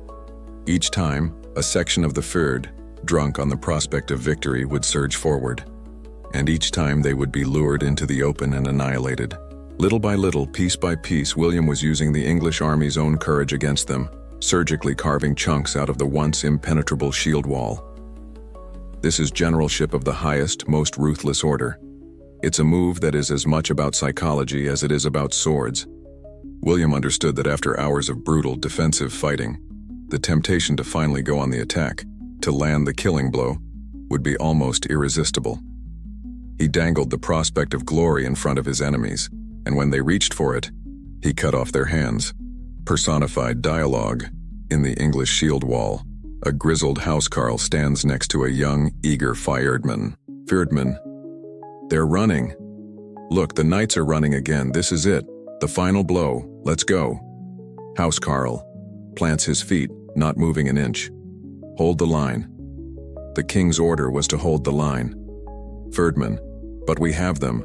Victory is right there for the taking. Why are we just standing here? Housecarl, because this is where we win. They die on that slope. We die if we go down there. This is a wall. A wall does not run after the wolf, it waits for the wolf to break its teeth on it. 100 yards down the line, a great cheer goes up as another section of the fyrd breaks ranks and charges down the hill. Fyrdsman, look, they're going. They'll win all the glory. Housecarl watches with grim eyes as the Norman knights turn on the pursuers. No, lad. They are going to die. Now brace yourself. The wall just got a little bit thinner. As the long, bloody day drew to a close, the English shield wall was still standing, but it was a shadow of its former self. It was a ragged, gapped, and exhausted line of survivors holding the ridge through sheer stubborn courage. The elite housecarls around King Harold's banner still formed a formidable unbroken core, but their flanks had been chewed away. The sun was low in the sky. William knew the battle had reached its final, desperate crisis. He sensed the English were on the verge of breaking. It was time for one last overwhelming push. As dusk began to bleed across the sky, the Battle of Hastings entered its final agonizing act. The English shield wall, which had stood like a granite cliff for nearly 9 hours, was now eroded, battered, and full of cracks. The men were swaying with exhaustion, their arms heavy as lead, their shields splintered and blood splattered. But still, they held the ridge. At the center of it all, a small, dense knot of the finest warriors in the kingdom, the royal housecarls, stood firm around the twin banners of King Harold, the Dragon of Wessex and the Fighting Man. William, sensing the kill, knew this was the moment. He ordered one last, desperate combined arms assault. He threw everything he had left at the exhausted English line. First, he commanded his archers to fire, but not directly at the shields. This time he ordered them to aim high to let their arrows rain down almost vertically from the sky, a deadly plunging fire designed to fall behind the shield wall and strike the English on their unprotected heads and shoulders. As this lethal arrow storm descended, he sent his infantry and his knights surging up the hill for one final brutal push into the melee. What followed was no longer a battle of disciplined lines, but a chaotic, swirling brawl in the fading twilight. It was a desperate struggle of men pushed beyond the limits of endurance. And in the heart of that chaos around the royal standards, the fate of England was decided. History, written by the victors, leaves us with a confused and bloody picture of what happened next. How did King Harold die? One story, the most famous, the one immortalized in a stitch of Norman thread on the Bayeux tapestry, tells us it was a moment of terrible, random chance. As the Norman arrows rained from the sky, a single shaft plunged downwards and struck the king in the head right through his eye. He staggered, dropping his axe, trying to wrench the arrow from his skull, mortally wounded. Another, more contemporary version tells a more martial tale. That in the final, desperate charge, a small group of the most determined Norman knights, a hand-picked death squad, finally smashed their way through the exhausted housecarls. They broke the final line of defense and fell upon the king himself, hacking him down with their swords, dismembering him where he stood in a frenzy of vengeful violence. Was it the arrow from the sky that crippled him, leaving him vulnerable to the knights on the ground? Or was he cut down fighting, defiant to the very last? Perhaps it was both. In the bloody confusion of that final struggle, the truth is lost. But the result was the same. A great cry went up from the English line. The king was dead. The death of the king was the death of the army's will to fight. It was the signal that all was lost. For the royal housecarls, however, it was not a signal to flee. Bound by sacred oaths of loyalty to their lord, they knew their duty. To outlive one's king after he had fallen in battle was the ultimate shame. And so, in a final heroic act of suicidal courage, Harold's personal guard, including his brothers Gurth and Leofwine, closed ranks around his fallen body and fought to the death. They created a small, grim fortress of corpses, protecting their lord in death as they had in life, until every last one of them was cut down. This is the ultimate gut-wrenching moment. After 2 forced marches across the country, after annihilating the Viking army, after fighting a near-perfect 9-hour defensive battle, the English were potentially just minutes away from victory. Darkness was falling, which would have ended the battle and allowed them to regroup. But it all came down to a single unlucky arrow, a single breach in the line, a single moment of catastrophic failure. It is the most tragic, almost, in English history. Personified dialogue. In the swirling chaos of the final assault, a Norman knight fights his way towards the English standard. Knight, to the banner. The king is there. Break them! He smashes through the line, coming face to face with an exhausted but furious English housecarl. Housecarl, you will not touch him, Norman dog, for Harold and for England. They clash. In the background, there is a sudden, terrible cry. An English voice. The king, yai. God help us, the king is down. The housecarl freezes for a fraction of a second, his head turning towards the sound. That moment of hesitation is all the Norman knight needs. He thrusts his sword home. The housecarl falls. Housecarl, gasping his last breath. We have lost everything. Knight, panting, looking towards the fallen English standard. No, we have won. With the heroic last stand of the housecarls playing out, the rest of the English army, the surviving Fyrd, finally broke. Leaderless, terrified, and with all hope extinguished, they threw down their shields and fled into the darkness of the woods behind the battlefield. The great shield wall, the unbreakable bastion of Anglo-Saxon England, had shattered. The battle was over. William of Normandy, by the skin of his teeth, was the victor. He stood in the torchlight on the blood-soaked hill, surrounded by the dead and the dying, the master of the field. The King of England was dead. The English army was broken, but the country was not yet his. The final act, the claiming of the prize, was still to come. The Battle of Hastings was over, but the conquest of England had just begun. William of Normandy stood victorious on the field of the dead, but he was a king without a kingdom, a conqueror in a hostile land. He acted with the same cautious, strategic brilliance that had won him the battle. Instead of making a mad dash for London, he first secured his rear, marching his army along the coast to seize the vital ports of Dover and Canterbury, ensuring his supply and communication lines to Normandy were safe. Then, he began to tighten the noose around London. He didn't launch a direct assault on the city's formidable walls. Instead, he took his army on a great looping march of terror through the home counties, burning a wide swathe of destruction through Surrey, Hampshire, and across the Thames at Wallingford. It was a brutal, unstoppable demonstration of power, designed to show the remaining English lords that their cause was hopeless. He was proving that there was no army left to protect them, no king to lead them. He was the only power left in the land. Inside London, the remnants of the Anglo-Saxon government were in a state of panicked collapse. The northern earls, Edwin and Morcar, who had conveniently failed to reinforce Harold, were there. The surviving bishops were there, and they even had a new theoretical king, a teenage boy named Edgar Atheling, Edward the Confessor's great-nephew, and the last scion of the old royal house of Wessex. They proclaimed him king, but it was a hollow gesture. They had a king, but they had no army. As news of William's relentless, fiery advance reached them, and with the smoke from burning villages visible from the city walls, their nerve broke. One by one, the great men of England rode out to William's camp at Berkhamsted.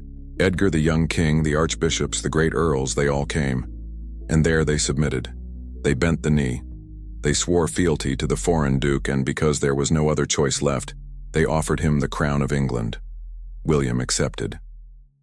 On Christmas Day 1066, less than a year after Harold Godwinson had been crowned in the same spot, William the Bastard, Duke of Normandy, was crowned King of England in Westminster Abbey.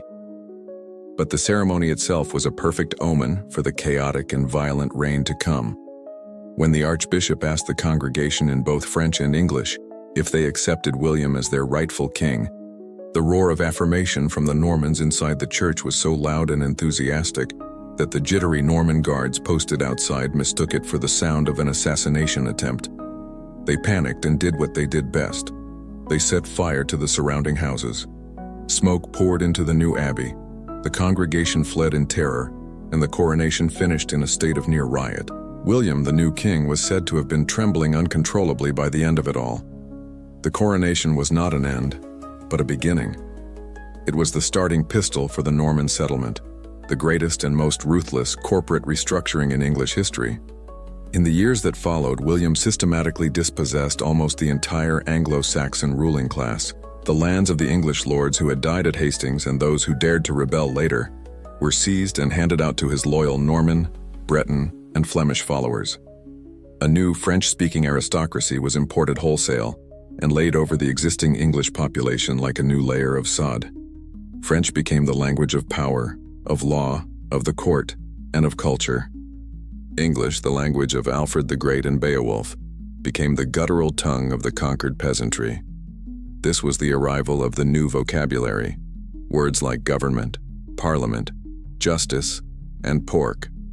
The Domesday Book of 1086, William's great obsessive survey of his new kingdom, was the final audit of this hostile takeover. A ledger recording in minute detail exactly who owned what in his new Anglo-Norman enterprise. And just like that, it's over.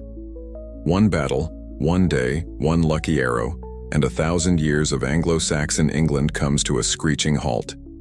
The management has officially changed. The country gets a new ruling class, a new language, a new system of government, and a whole new set of problems. It's arguably the most important single day in English history, the moment that everything that came before was wiped away and everything that came after began. All because a childless king was too pious, a duke was too ambitious, and a hero's luck finally ran out. Personified dialogue, the ghost of King Harold is watching William's chaotic, smoke-filled coronation. Ghost of Harold. So this is how it ends. A Norman on my throne, in Edward's Abbey. The whole place smells of smoke, and they're speaking French. I fought so hard. England. Standing next to him, looking battered, it has been forced into a tight-fitting, stylish Norman tunic. You did. It was a very good effort. But look on the bright side. We get castles now, proper stone ones. And apparently, my food is about to get a lot more interesting. Ghost of Harold. I beat the greatest Viking of the age. We held the hill for 9 hours. England. Yes, it was all very heroic. But the man with the Pope's banner and the better luck won. That's the way it goes. Now, if you'll excuse me, I have to go through a very long and very confusing period of cultural assimilation that will eventually result in something called Chaucer. I'm told it's quite good. And so, a French-speaking Viking sits on England's throne, and the next few centuries are a whirlwind of castle-building rebellions and two languages awkwardly trying to merge into one. The Norman conquest didn't just change who wore the crown, it rewired the DNA of England, creating a nation and a language that would one day, improbably, spread across the globe. Now, a very important disclaimer. You should absolutely not use this podcast as a source for your history essay. Your professor will fail you, and rightly so. But hopefully, it was a bit more fun than reading a textbook. This whole insane, tragic, and frankly ridiculous story of 1066 is a perfect example of how a few key decisions, a bit of bad weather, and one unlucky arrow can change the world forever. What other historical train wrecks should we simplify next? Let us know in the comments below. And that's how that whole mess went down. Until next time, don't invade Russia in the winter.